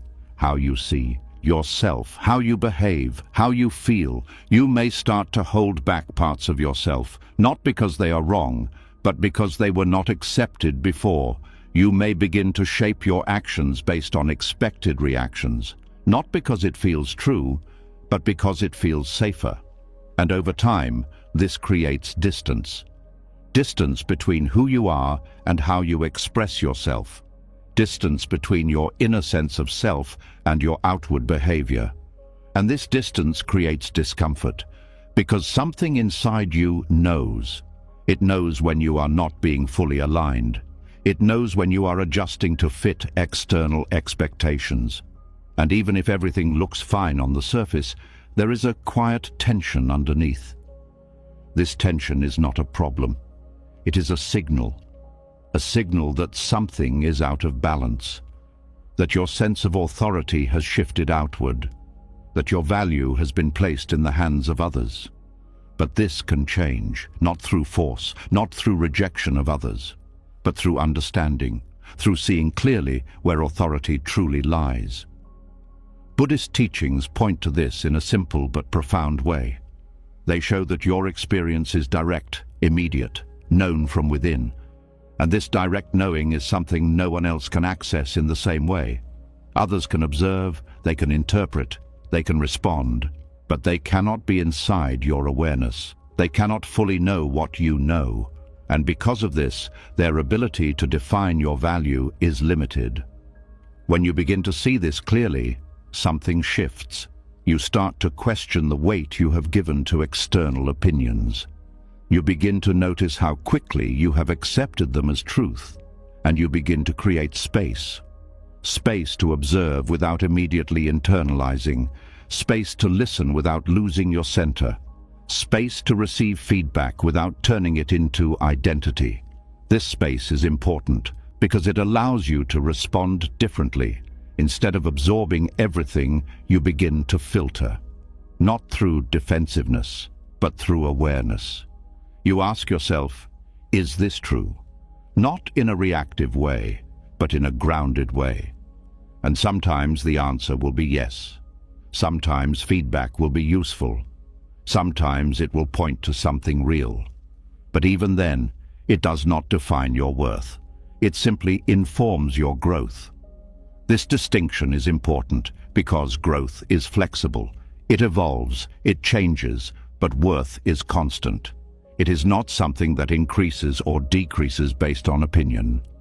It is something that remains, and when you begin to separate these two, your relationship with others changes. You no longer see them as judges. You see them as perspectives. You no longer feel controlled by their views. You feel informed by them when useful, and free from them when not. This creates a different kind of confidence, not loud, not defensive, but steady, a confidence that comes from knowing where your value comes from, not from approval, not from recognition, not from external authority, but from within. This does not mean you ignore others. It means you no longer depend on them to define you. You can listen without losing yourself. You can receive without attaching. You can interact without being shaped by every opinion, and this allows you to be more authentic, more aligned, more grounded, because you are no longer constantly adjusting, you are simply expressing, and in that expression there is clarity. You begin to see yourself more directly, not through reflection, not through reaction, but through awareness, and this awareness becomes your reference point, your sense of authority, not in a controlling way, but in a stable way, a way that allows you to trust your own experience, your own understanding, your own presence. And from that place, something important becomes clear. No one has the power to declare your value. They can share their views, they can offer their perspectives, but they cannot define what you are. Because what you are is not something that exists in their perception. It exists in your own awareness. And when you begin to rest in that awareness, something changes. You feel less shaken by opinions, less affected by judgment, less dependent on approval. Not because you reject others, but because you understand the limits of their authority. You see clearly that their role is not to define you, and in that clarity, there is freedom. A freedom to be yourself without constant adjustment, a freedom to act without seeking permission, a freedom to exist without needing validation. And this freedom is quiet. It does not need to be announced. It does not need to be proven. It is simply felt, in the way you move, in the way you speak, in the way you relate to yourself. And over time, this changes how you experience everything, because you are no longer looking outward for definition. You are resting inward, in a place that is not easily shaken, a place that does not depend on others, a place that is steady, and in that steadiness, something becomes undeniable. Your value was never theirs to define. It was never in their hands. It was never something they could give or take away. It was always yours, quietly present, unchanged, waiting to be recognized, not by others, but by you. And as you begin to take back the authority you once gave to others, something else starts to become visible. Because if no one has the power to declare your value, then another structure begins to lose its weight. A structure that has quietly shaped how you see yourself and everyone around you. The idea of status, the sense that some people are above and others are below. That some lives matter more, carry more weight, deserve more attention, that there is an invisible ladder and everyone is placed somewhere on it. And without even noticing it, the mind has been climbing or comparing or fearing where it stands. But what if this ladder is not real? There is a strange tension that exists when you believe in status. It is not always obvious, but it is always there. A subtle awareness of position, a quiet checking of where you fit, a constant measuring, even in moments where nothing needs to be measured.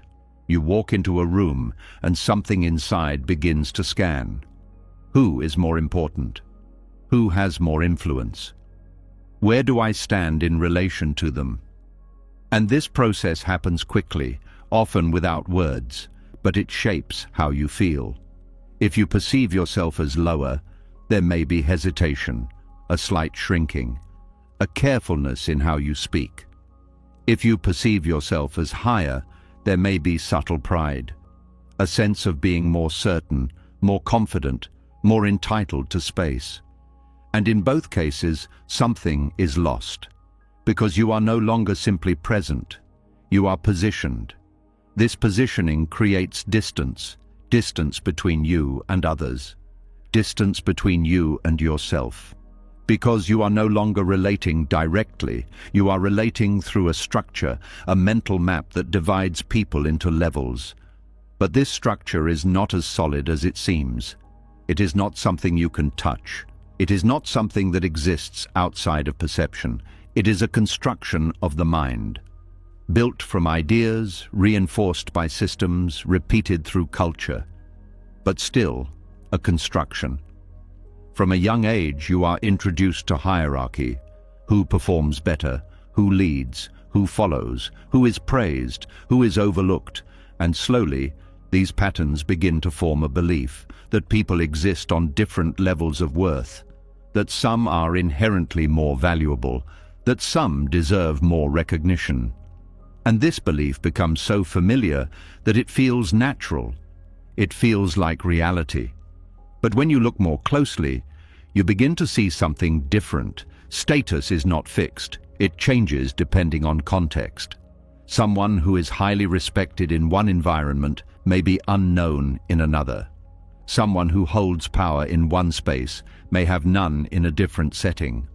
What is considered high in one culture may not even be recognized in another. This inconsistency reveals something important. If status were real in an absolute sense, it would not change, but it does, constantly, which means it is not an inherent quality. It is a perception, a shared agreement, a mental framework. And once you begin to see it this way, its hold begins to weaken. You start to notice how often your mind is referencing this invisible ladder, how it affects your posture, your tone, your confidence, your sense of self. And as you notice it, you begin to question it. You begin to ask, is this real?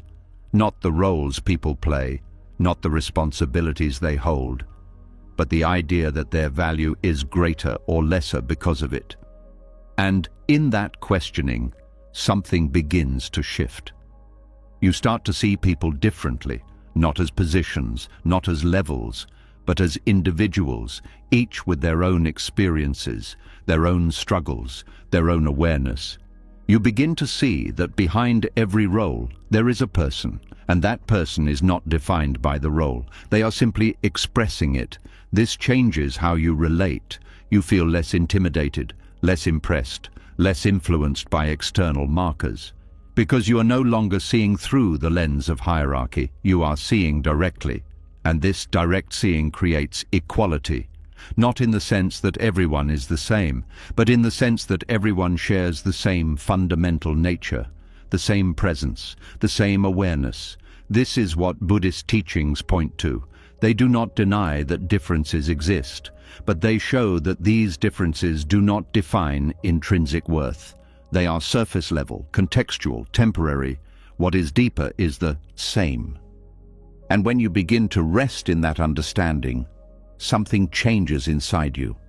The need to climb begins to fade. The fear of being lower begins to dissolve. The desire to be above begins to lose its appeal, because you see that the entire structure was based on perception, not reality. This does not mean you stop participating in the world. You can still take on roles. You can still lead, follow, create, contribute. But you are no longer attaching your identity to position. You are no longer using status as a measure of self. And this brings a different kind of freedom. A freedom from comparison, a freedom from pressure, a freedom from the constant need to evaluate where you stand. You begin to move more naturally, more honestly, because you are not adjusting yourself based on perceived levels. You are simply expressing what is true. This also changes how you experience others. You feel less need to impress, less need to compete, less need to prove anything, because there is no ladder to climb, no position to secure, no level to maintain. There is just interaction, human to human, presence to presence. And in that interaction, something deeper becomes possible. Connection, real connection, not based on roles, not influenced by status, but grounded in mutual awareness. You begin to listen differently, not through the filter of who someone is supposed to be, but through direct attention. You begin to speak differently, not trying to position yourself, but simply expressing. And this creates a sense of ease, a sense of openness, a sense of being that is not restricted by invisible structures. At the same time, you begin to notice how often society reinforces these ideas, how status is displayed, highlighted, rewarded, how it is used to shape perception, to influence behavior, to maintain certain dynamics. And you see that this system continues because people believe in it, because they give it meaning, because they measure themselves through it. But when you no longer fully believe in it, you begin to step outside of it, not physically, but mentally. And this changes everything. You can still navigate the world, but you are not defined by it. You are not controlled by it. You are not limited by it. You see it for what it is, a structure, a framework, a shared idea, but not a truth about your worth. This understanding also brings compassion, because you begin to see how much pressure people carry, trying to maintain their position, trying to rise higher, trying to avoid falling. You see the effort, the stress, the constant evaluation.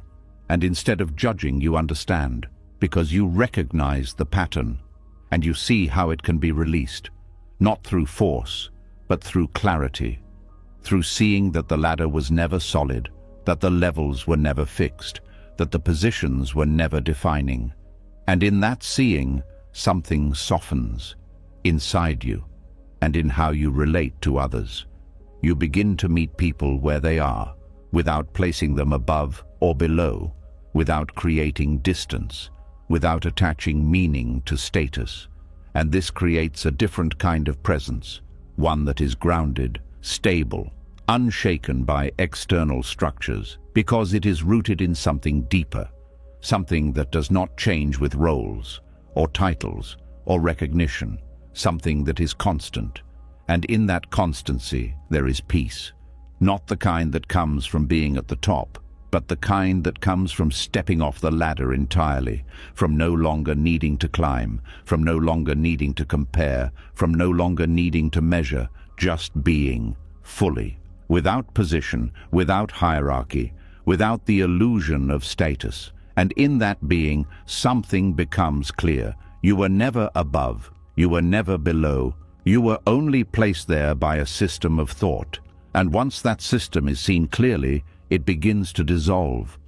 What remains is simple, direct, uncomplicated, a sense of self that is not defined by where you stand, but by the fact that you are, and that is enough, completely, without condition, without comparison, without rank, just present, just aware, just whole. And as the illusion of hierarchy begins to dissolve, something else quietly loses its grip.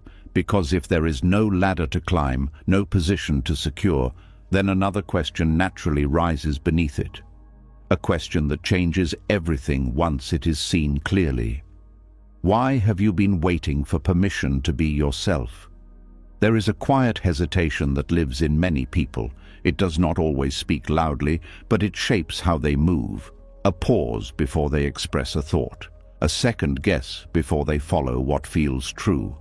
A subtle checking of whether it is okay to be who they are in that moment. And this hesitation often feels normal. It feels responsible. It feels careful.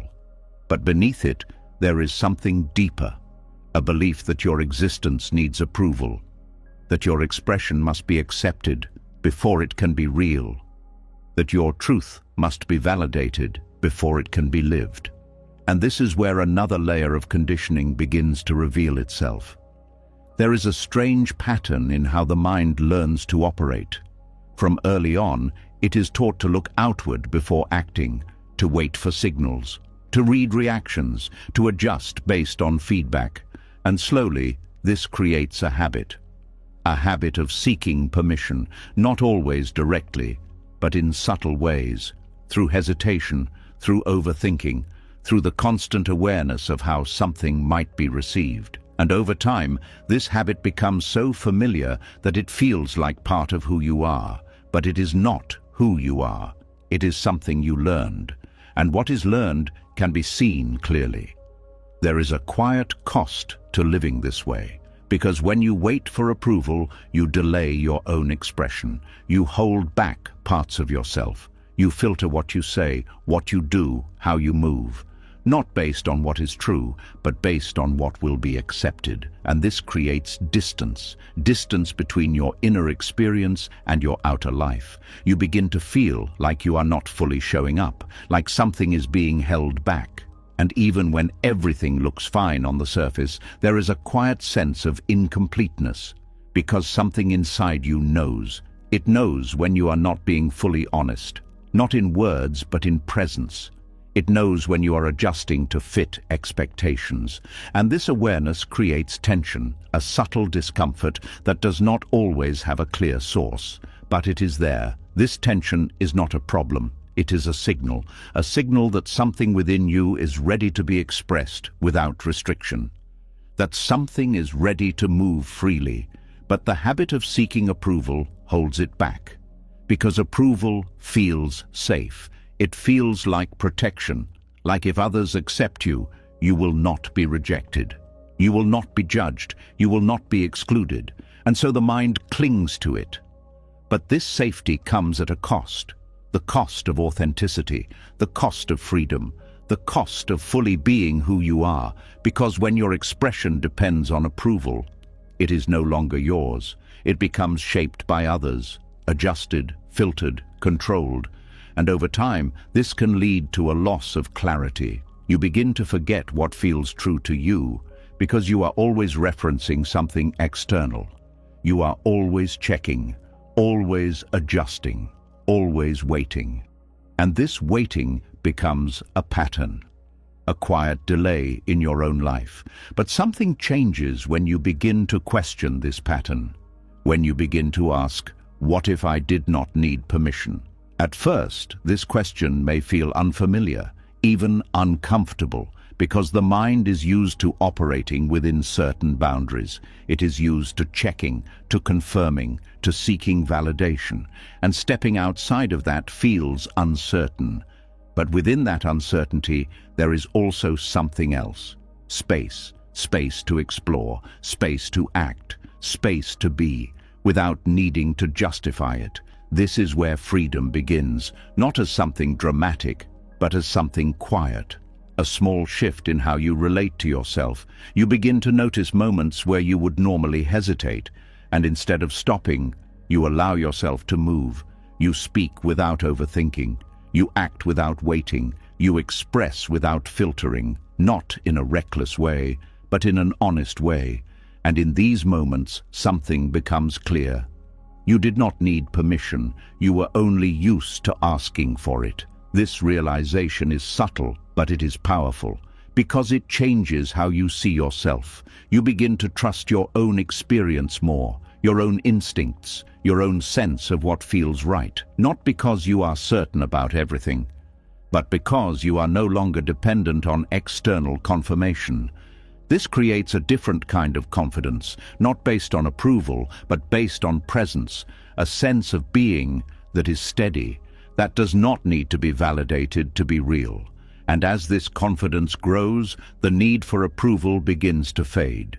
You still notice others, you still listen, you still care, but you are no longer controlled by their reactions. You are no longer waiting for their permission. You are simply living.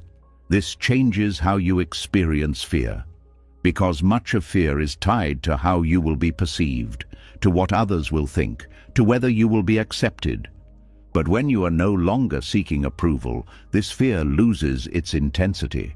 You may still feel it, but it does not stop you, because you are not measuring your actions through the lens of acceptance. You are acting from within, and this creates a sense of freedom.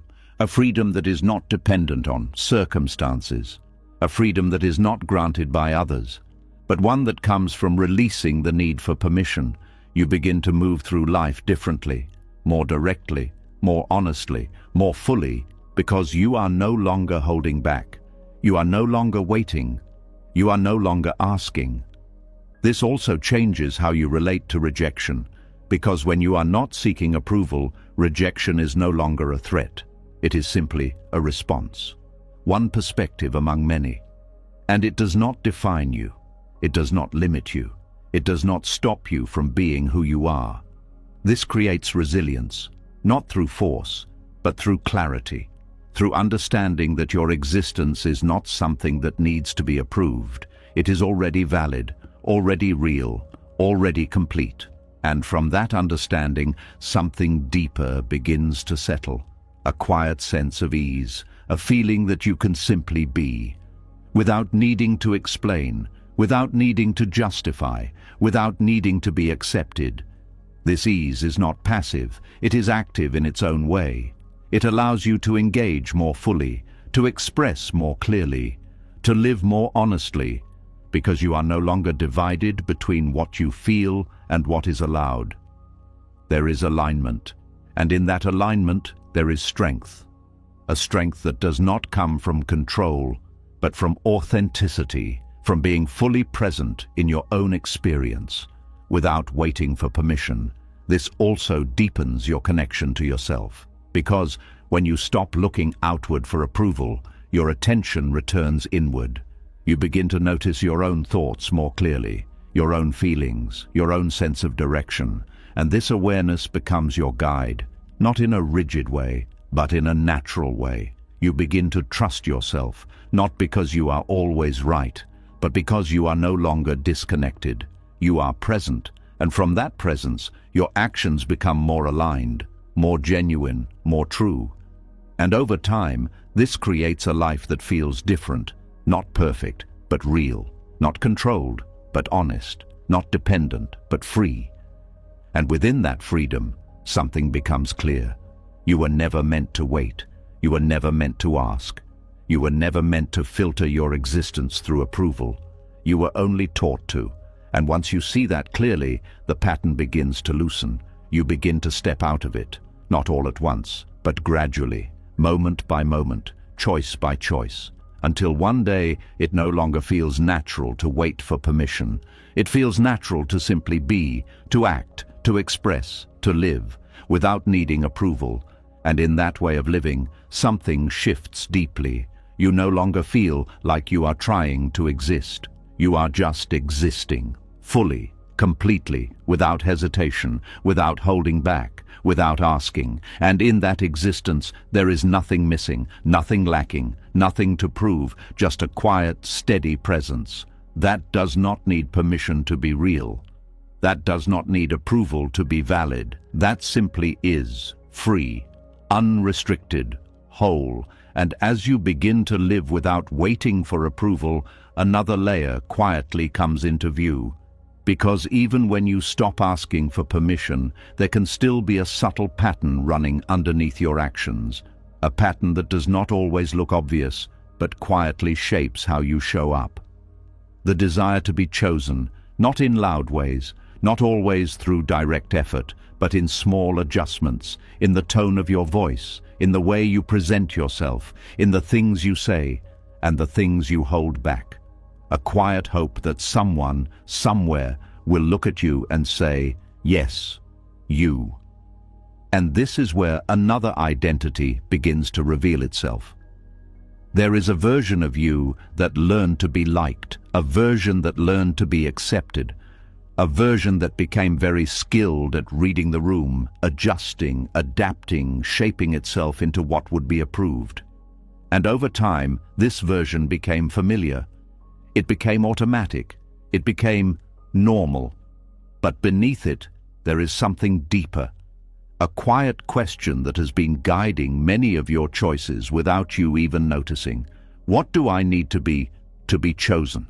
This question can shape everything. It can influence how you speak, how you act, how you relate to others. It can make you soften your opinions, hide parts of yourself, emphasize what will be accepted, and downplay what might not be. And often it does this so subtly that it feels natural. But it is not natural. It is learned. It is a response, a way of navigating the world that was built over time. And while it may have helped you feel safe or accepted in the past, it creates a quiet cost in the present. Because when you are trying to be chosen, you are not fully choosing yourself. You are placing your attention outward, waiting, adjusting, hoping, and in that process, something gets lost. Your clarity, your authenticity, your direct connection to what is true for you.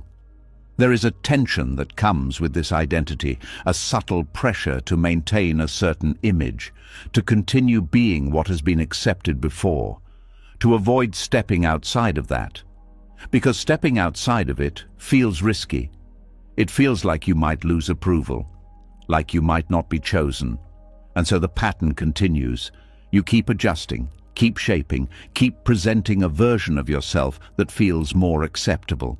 And over time, this becomes exhausting, not always in an obvious way, but in a quiet underlying way, because you are constantly monitoring, constantly evaluating, constantly trying to align yourself with external expectations, and this creates a split between who you are and who you think you need to be, and that split creates discomfort. Because something inside you knows.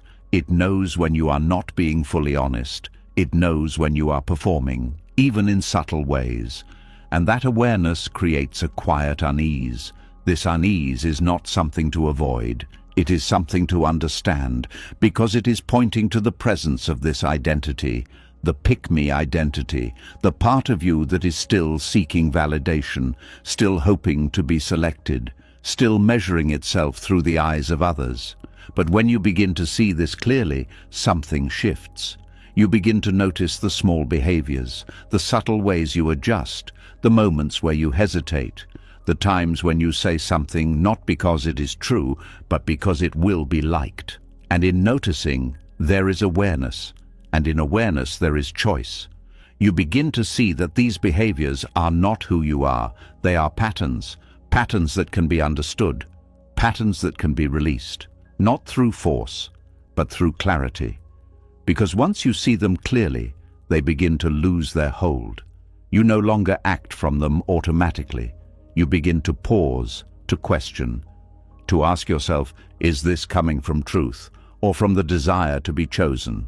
And this question changes everything, because it brings your attention back to yourself, back to your own experience, back to what feels real. And from that place, your actions begin to shift. You speak more honestly, not in a harsh way, but in a clear way. You express what you feel, not what you think will be accepted. You allow yourself to be seen as you are, not as you think you need to be. And this can feel unfamiliar at first, even uncomfortable, because the mind is used to adjusting, used to seeking approval, used to shaping itself. But as you continue, something begins to change.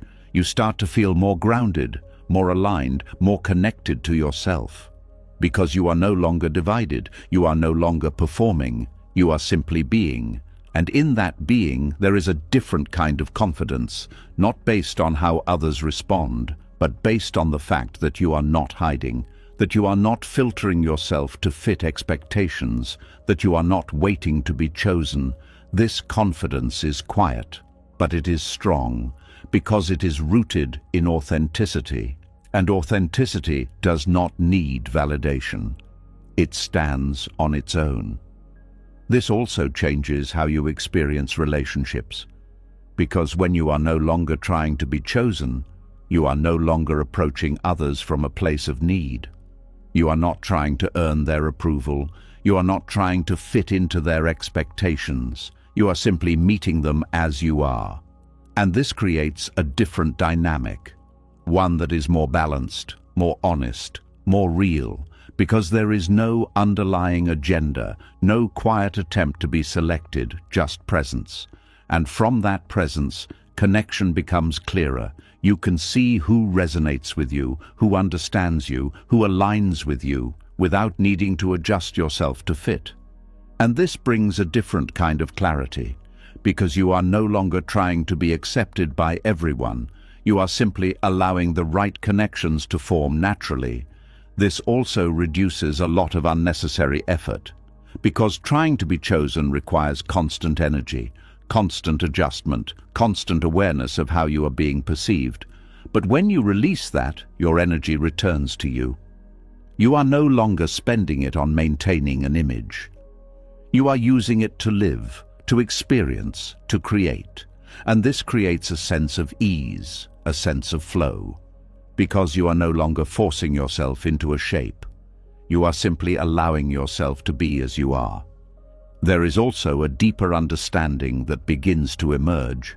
You start to see that being chosen was never the goal. It was just a conditioned desire, a pattern that was learned. And once that pattern is seen clearly, it no longer feels necessary. You no longer need to be selected to feel valuable. You no longer need to be approved to feel real. You no longer need to be chosen to feel complete, because you already are. This realization is not something you force. It is something you recognize, something that becomes obvious when the patterns fall away. And as this recognition deepens, the identity begins to dissolve. Not all at once, but gradually, moment by moment, choice by choice. You begin to act from a different place, a place that is not seeking, not waiting, not hoping, but simply being. And in that being, something settles, a quiet sense of self, a steady presence, a feeling that does not depend on external validation. And from that place, you move differently. You speak differently. You relate differently. Because you are no longer trying to be chosen. You are choosing yourself. And that changes everything. Because once you choose yourself, the need for others to do it disappears. Not because you reject them, but because you no longer depend on them. You are complete as you are, whole as you are, enough as you are. And in that understanding, the entire pattern begins to fade. The need to adjust, the need to perform, the need to seek validation, all of it begins to loosen, because it is no longer supported by belief. It is no longer reinforced by habit. It is simply seen for what it is, a pattern that once served a purpose but is no longer needed. And when that is clear, something becomes simple. You no longer ask to be chosen. You no longer try to be picked. You no longer shape yourself to fit. You just are, fully, openly, honestly, without the need for validation, without the need for approval, without the need for selection. And in that way of being, there is freedom.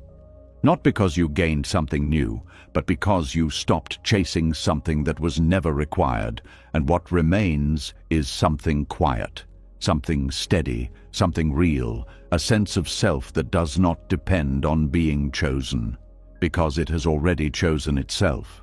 And as the need to be chosen begins to fall away, something quiet starts to take its place.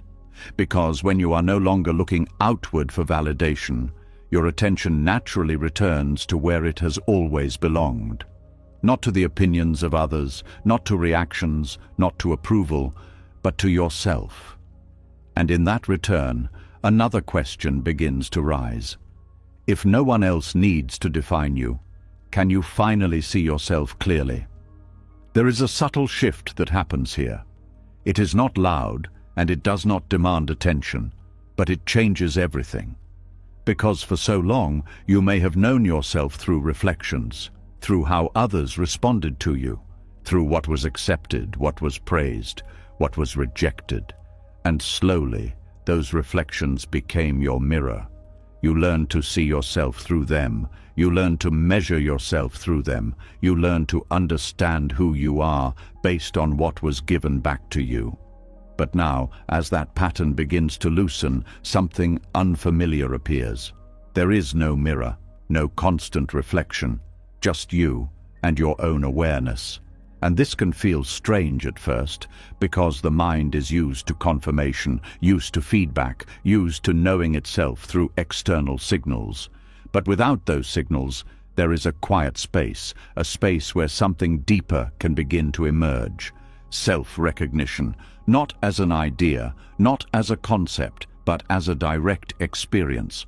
There is a difference between knowing yourself through others and seeing yourself directly. When you rely on others, your understanding is always filtered, always partial, always shaped by perception. But when you begin to look inward, without distortion, something changes.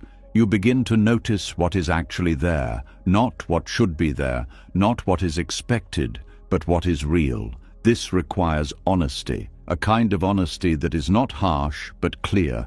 You begin to see your thoughts as they are, your patterns, your reactions, your tendencies, not with judgment, but with awareness.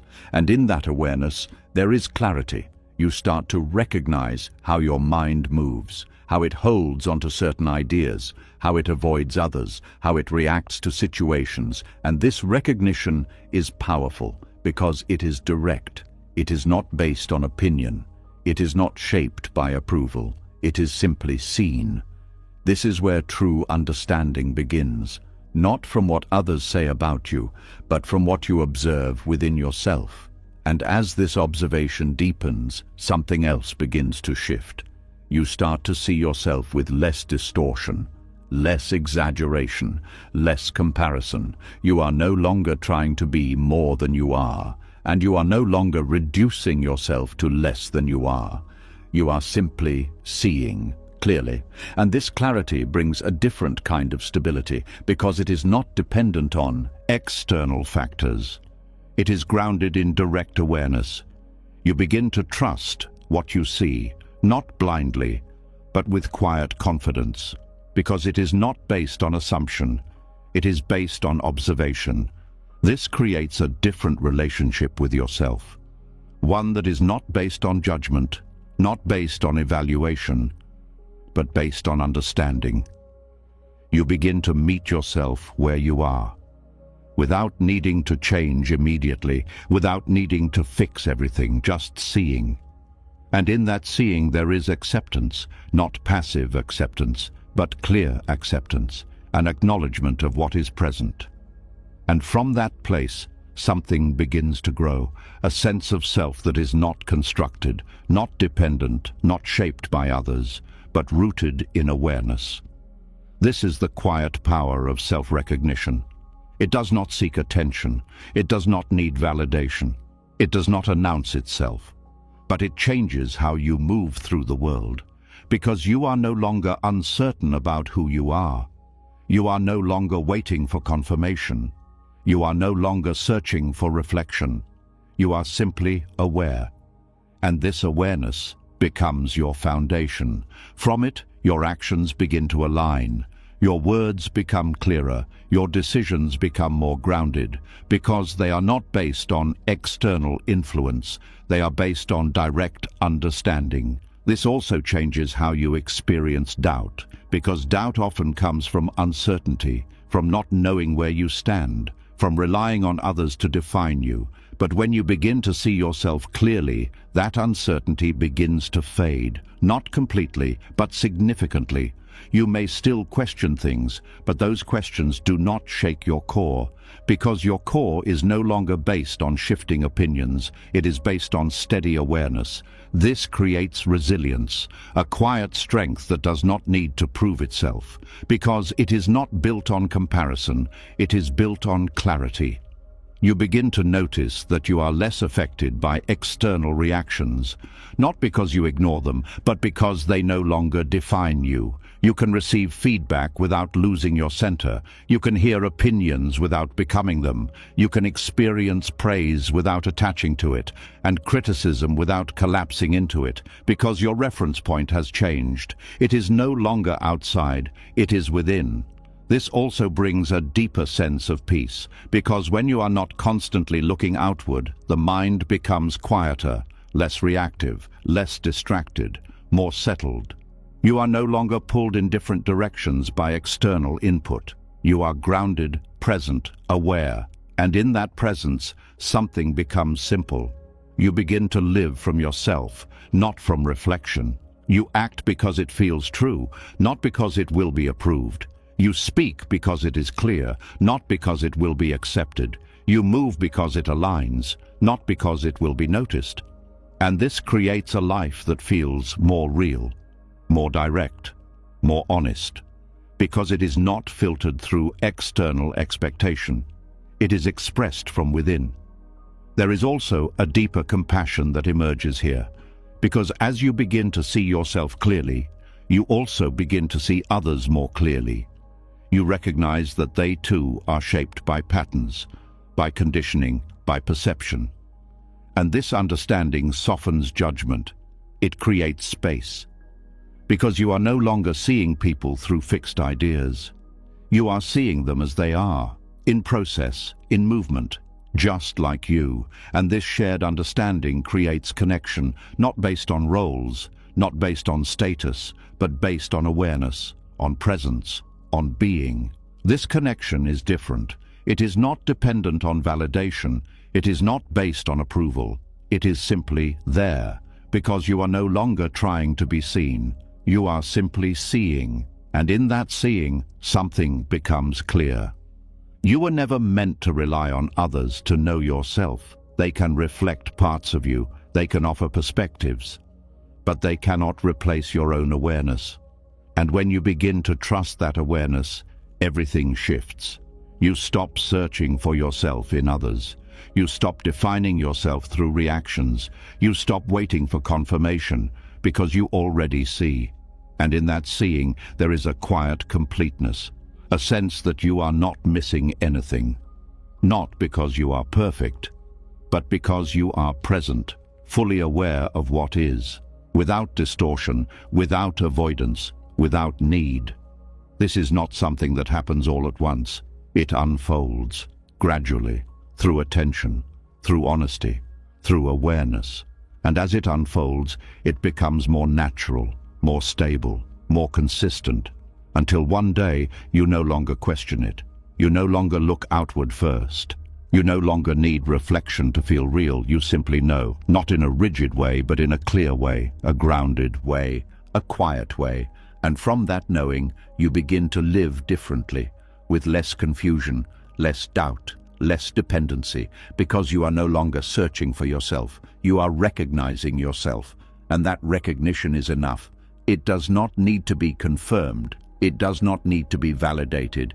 It does not need to be seen by others. It is already complete, within you, always, unchanging. And in that realization, something settles deeply. A sense of peace, a sense of clarity, a sense of being that does not need to be defined, because it is already known, fully, quietly, clearly, by you. And as you begin to see yourself clearly, without needing reflection, without needing to be chosen, something else begins to loosen its grip. Because even with all this clarity, there can still be one experience that quietly shakes the mind more than expected. Rejection, not always loud, not always dramatic, but subtle, sharp, and deeply personal when it happens. A moment where you are overlooked, not selected, not acknowledged, and something inside you reacts. A quiet question forms almost instantly. What does this say about me? And this is where another illusion begins to reveal itself. There is a feeling that rejection carries truth, that it reveals something real about your worth, that it exposes a lack, a flaw, something missing.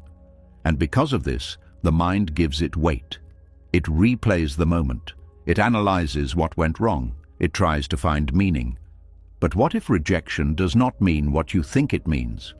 There is a tendency to take a single outcome and turn it into a conclusion, to take one moment of being overlooked and expand it into a larger story, a story about who you are, what you deserve, where you stand. But this expansion is not reality. It is interpretation. Rejection, in its simplest form, is just an event, a situation where something did not align, a moment where a decision moved in a different direction. That is all. But the mind does not leave it there. It adds meaning, it personalizes, it turns a neutral event into a reflection of identity. And this is where the pain comes from, not from the rejection itself, but from what you believe it says about you. You begin to feel that you were not enough, that you were not wanted, that you were somehow lacking. But these are conclusions, not facts. They are stories built on limited information. Because in any moment of rejection, there are countless factors at play: timing, context, preferences, perspectives, conditions you may never fully understand. And yet, the mind simplifies all of that into one idea. It is about me. This is the illusion, the assumption that everything revolves around your worth. But most of the time, it does not. Most of the time, it is simply a matter of alignment, or lack of it. A situation where what you offered did not match what was needed. Not because it was less, but because it was different, and difference is not deficiency. But the mind often treats it that way because it has been conditioned to connect acceptance with value and rejection with lack. But this connection is not real, it is learned. And what is learned can be unlearned. When you begin to look at rejection without immediately adding meaning, something changes. You begin to see it more clearly, more simply, as an event, not a definition. And in that clarity, the emotional weight begins to soften. You may still feel disappointment. That is natural. But the deeper pain, the feeling of being less, of being unworthy, begins to fade.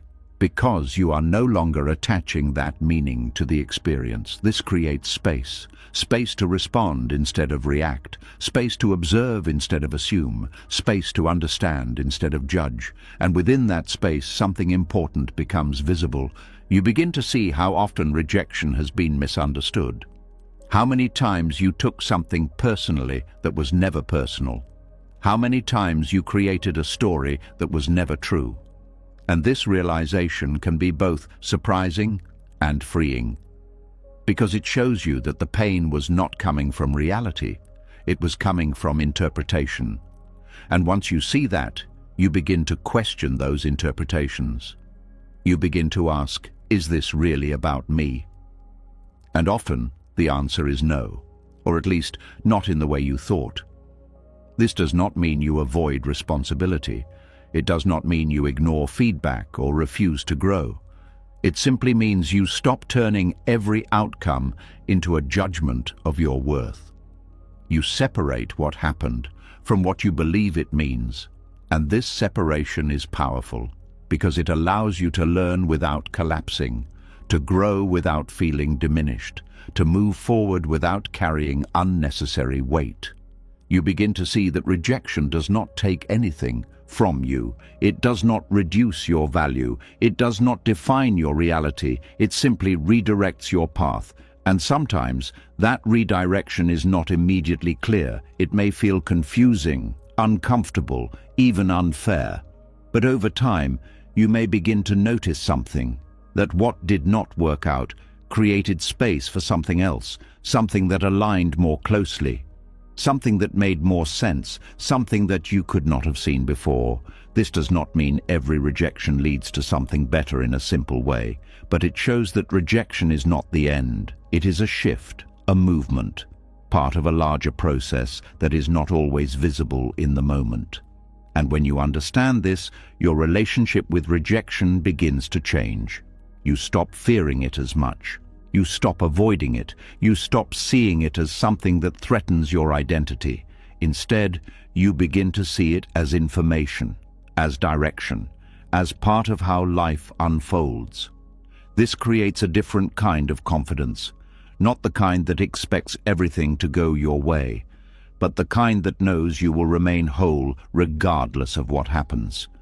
Because your worth is no longer tied to outcomes or decisions or other people's responses. It is steady, unchanged, independent.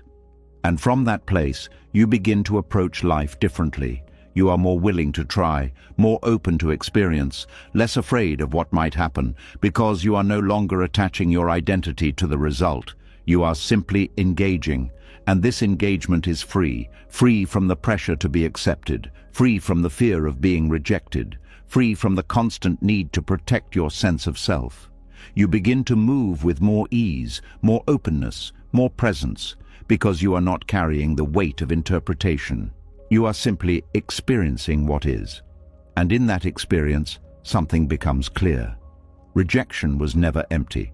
It only felt that way because of the meaning you gave it, but in itself, it carries no inherent judgment, no fixed truth, no statement about your worth. It is just a moment, a shift, a direction. And when you see it that way, its power begins to dissolve, not because you avoid it, but because you understand it. You see through it. You recognize that being overlooked does not define reality. It only defines a moment, and you are not a moment. You are not a single outcome. You are not a decision made by someone else. You are something far more constant, far more stable, far more complete. And in that understanding, something settles deeply. The fear begins to fade. The weight begins to lift. The need to interpret begins to soften.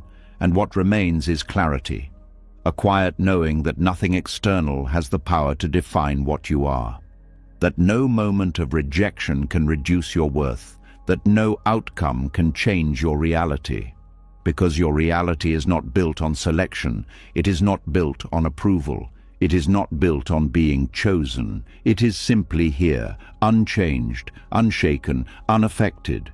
And once you see that clearly, rejection loses its meaning, not because it disappears, but because it no longer defines you. It simply passes, like everything else, leaving you exactly as you were, whole, complete, enough. And as the weight of rejection begins to dissolve, something even more subtle starts to come into view. Because when rejection no longer defines you, when being overlooked no longer carries meaning, another hidden pattern quietly reveals itself. A pattern that has been shaping your life in ways you may not have fully noticed. The sense that you are always being watched. Not always by real eyes, but by an imagined presence. A quiet awareness that sits in the background of your thoughts, observing, judging, measuring. A feeling that your life is not just being lived, but being seen. And this is where another layer begins to unfold. There is a strange habit that forms over time. The habit of turning your life into something that can be observed, something that can be approved, something that can be understood from the outside, and without realizing it, you begin to live as if there is always an audience. even when you are alone. There is a subtle shift in how you move. You think about how something looks, how it would be perceived, how it might be interpreted. And this changes the experience itself, because instead of being fully inside the moment, part of you is outside of it, watching, evaluating, adjusting. This is performative living, not always in obvious ways, not always for attention, but in small, quiet patterns. The way you choose what to share, the way you present your thoughts, the way you shape your actions to fit a certain image. And over time, this becomes normal. It becomes how you relate to your own life. But beneath it, there is a cost. Because when you are performing, you are not fully present. You are divided. Part of you is living. Part of you is observing. And this division creates a subtle tension, a feeling that something is slightly off, that something is not fully grounded. And this tension is often overlooked, because it is familiar, because it has been there for so long. But when you begin to see it clearly, it becomes undeniable. You start to notice how often you are thinking about how things appear, how often you are adjusting based on an imagined response, how often you are shaping your experience to fit an external perspective. And this realization can be surprising, because it shows you that even when no one is watching, you are still performing, not for others, but for the idea of others, for the possibility of being seen. And this is where the habit becomes clear. You are not just living your life, you are presenting it, and presentation changes everything. It turns experience into display. It turns authenticity into performance. It turns presence into projection, and over time, this creates distance. Distance from your own reality, distance from your own feelings, distance from what is actually happening, because you are no longer fully inside the moment. You are outside, looking in, and this distance creates a quiet dissatisfaction, because something inside you knows. It knows when you are not fully there. It knows when you are acting instead of being. It knows when your actions are shaped by perception instead of truth. And this knowing creates discomfort, a subtle feeling that something is not aligned, that something is not real. This discomfort is not a problem. It is a signal that you are ready to return to direct experience, to return to presence, to return to living without performance. But this return requires awareness, because performative living is not always obvious. It hides in small behaviors, in habits, in patterns that feel normal. You may notice it when you do something and immediately think about how it would be seen. When you say something and wonder how it was received. When you experience something and feel the urge to share it, not because it needs to be shared, but because it feels incomplete otherwise. These are subtle signs, not of weakness, but of conditioning, a way of relating to life that was learned over time. And what is learned can be seen clearly. When you begin to notice these patterns, something shifts. You start to catch yourself in the moment. You begin to see the split. The part of you that is living, and the part that is performing. And in that seeing, there is choice. You can continue the pattern, or you can pause. You can bring your attention back to what is actually happening, back to your direct experience, back to the moment itself. And when you do this, something changes. The performance softens, the need to present fades, and you begin to feel more grounded, more present, more real, because you are no longer dividing your attention. You are fully here. This does not mean you stop sharing your life. It does not mean you withdraw. It simply means that sharing becomes a choice, not a need. Expression becomes natural, not performative. You act because it feels true, not because it will be seen. And this creates a different kind of experience. One that is quieter, but deeper, more complete. Because it is not filtered through perception. It is not shaped by expectation. It is simply lived. There is a kind of freedom that comes with this. A freedom from the invisible pressure to be observed. A freedom from the constant awareness of how you appear. A freedom from the need to turn every moment into something that can be seen. You begin to enjoy things more fully, not because they are impressive, but because they are real. A simple moment becomes enough. A quiet experience becomes complete, because you are no longer trying to make it into something else. You are simply allowing it to be what it is. This also changes how you relate to yourself. You stop seeing yourself as an image, as something to be presented, as something to be evaluated. You begin to experience yourself directly, without the filter, without the performance. And this creates a deeper sense of connection, a sense that you are no longer outside of yourself, watching, but inside, living. This shift is subtle, but it is powerful, because it removes a layer of effort, a layer that has been quietly draining your energy, the effort to maintain an image, to present yourself in a certain way, to constantly be aware of how you are perceived. When that effort is released, something opens up. Your energy returns. Your attention becomes clearer.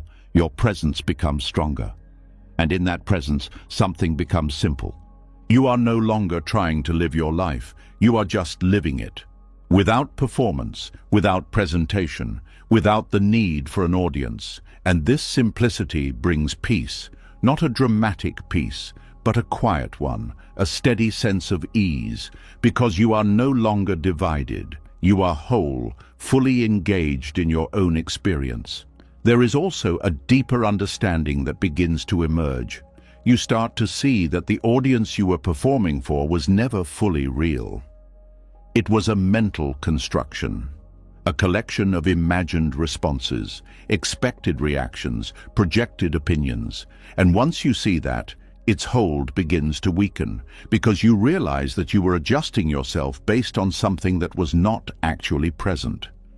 You were shaping your life around perception, not reality. And when that becomes clear, the need to perform begins to dissolve, not all at once, but gradually. As you continue to return to the moment, to your own experience, to what is actually here, you begin to live more directly, more honestly, more freely. Because you are no longer referencing an audience, you are simply responding to life. And in that response, there is authenticity, not forced, not constructed, but natural, because it is not shaped by external perception. It is arising from within. This authenticity changes how everything feels, more grounded, more stable, more real, because it is not dependent on being seen. It is complete on its own. And as this becomes more natural, something settles deeply. The need to perform fades. The habit of presenting dissolves. The imagined audience disappears. And what remains is something simple, a life that is lived, not displayed. A presence that is felt, not performed, a self that is experienced, not projected. And in that simplicity, there is nothing missing, nothing to prove, nothing to show, just a quiet, steady way of being. That does not need an audience to be real. That does not need to be observed to be complete. That simply is, fully, naturally, at peace.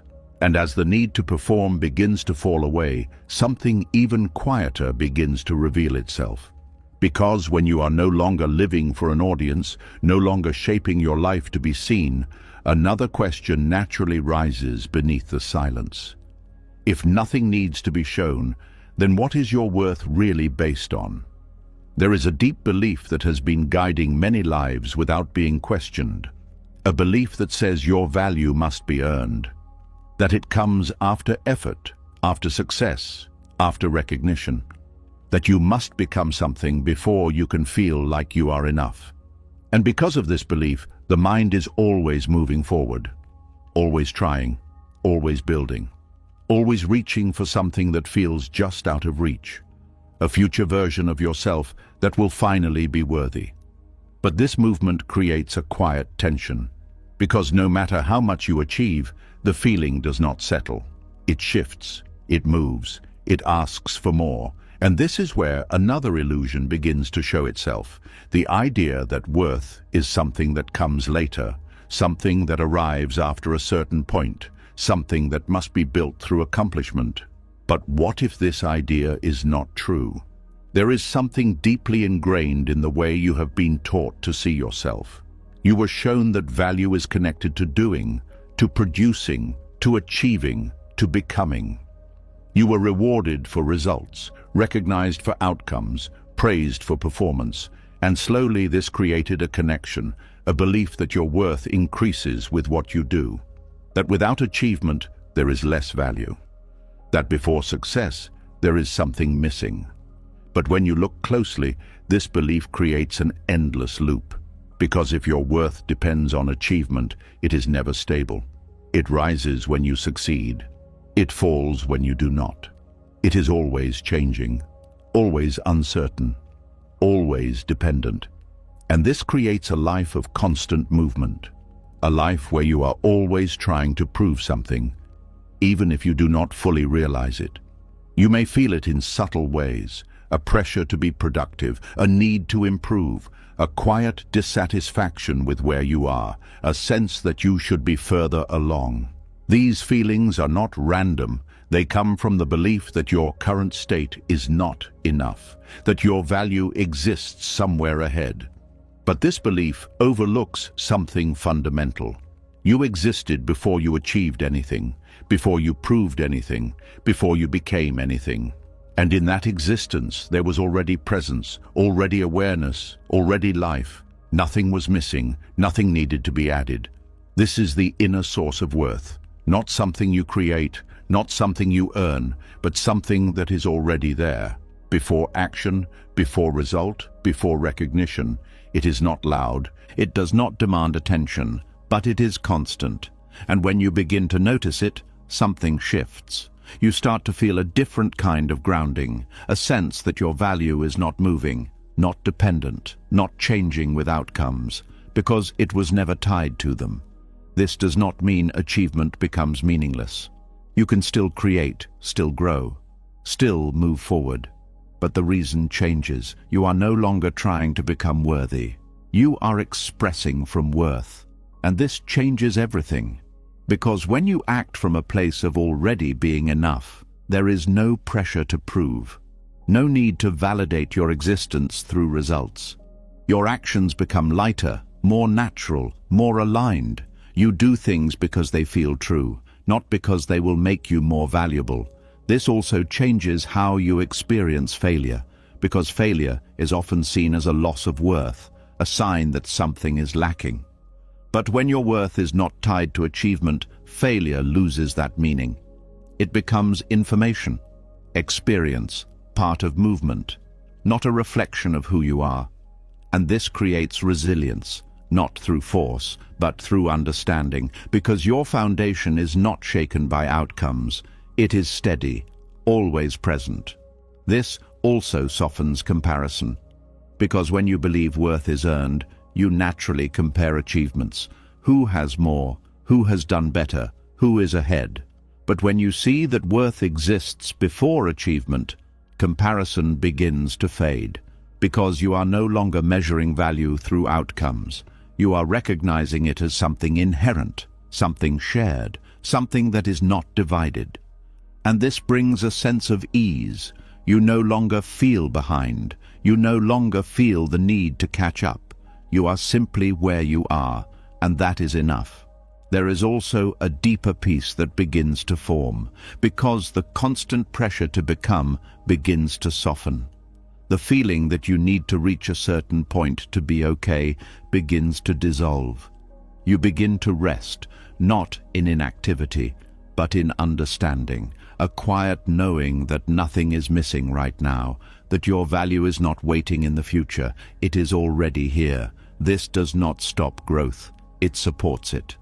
Because growth that comes from lack feels forced, but growth that comes from wholeness feels natural. It is not driven by pressure, but by curiosity, by expression, by the natural movement of life. And this creates a different experience, one where you are not chasing worth, but living from it. You begin to notice simple things more deeply.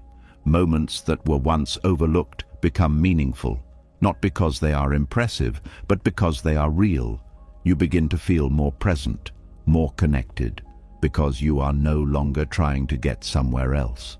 You are here, fully, and in that presence, something becomes clear. You were never empty. You were never lacking. You were only looking in the wrong place, looking outward, looking forward, looking for something that was never missing. And once you see that, the search begins to end. Not completely, but significantly. You no longer chase worth. You no longer try to build it. You recognize it, quietly, directly, without effort. This recognition changes how you relate to yourself. You become less critical, less demanding, less harsh, because you are no longer trying to fix something that is broken. You are simply understanding what is already whole. This does not mean you ignore your flaws. It means you see them clearly without attaching them to your value. They are part of your experience, not a definition of your worth. And this creates compassion for yourself, for your process, for your journey, because you are no longer measuring everything against an ideal.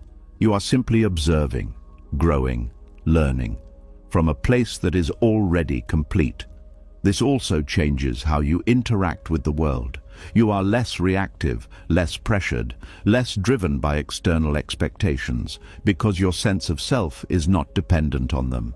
You are grounded, stable, present, and from that place, your actions become more genuine, more aligned, more impactful, not because you are trying to be, but because you are not divided. You are whole in what you do, and that wholeness carries through everything. There is a quiet strength in this, not loud, not forceful, but steady.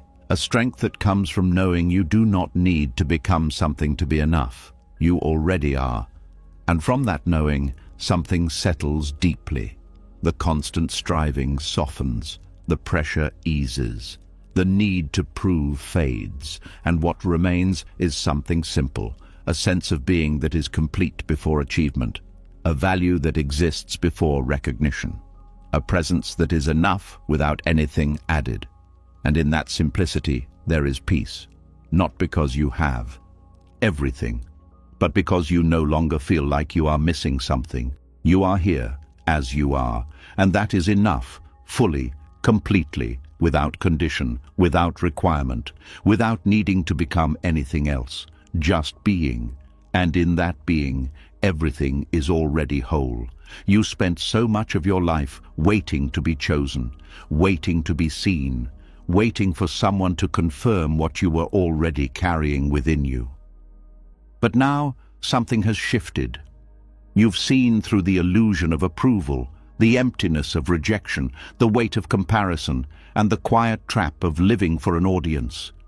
You've realized that your worth was never in their hands. It was never in outcomes, never in praise, never in being picked. It was always here, quiet, unmoving, unaffected. You are not valuable because someone noticed you. You are not enough because someone approved of you. You are not complete because something finally worked out. You are valuable because you exist. Before achievement, before recognition, before anything else was added. And once this becomes clear, everything changes. You stop chasing, you stop proving, you stop shrinking and adjusting just to be accepted. You begin to stand in something deeper, something steady, something that cannot be taken from you. Now I want to ask you something simple but powerful. What is one moment in your life where you were waiting to be chosen, when you didn't need to be? Drop it in the comments. Let it be honest. Let it be real. Someone else might read it and finally understand something they've been struggling with for years. And if this shifted something in you, if you felt even a small sense of clarity or relief, subscribe to the channel, because this is just the beginning.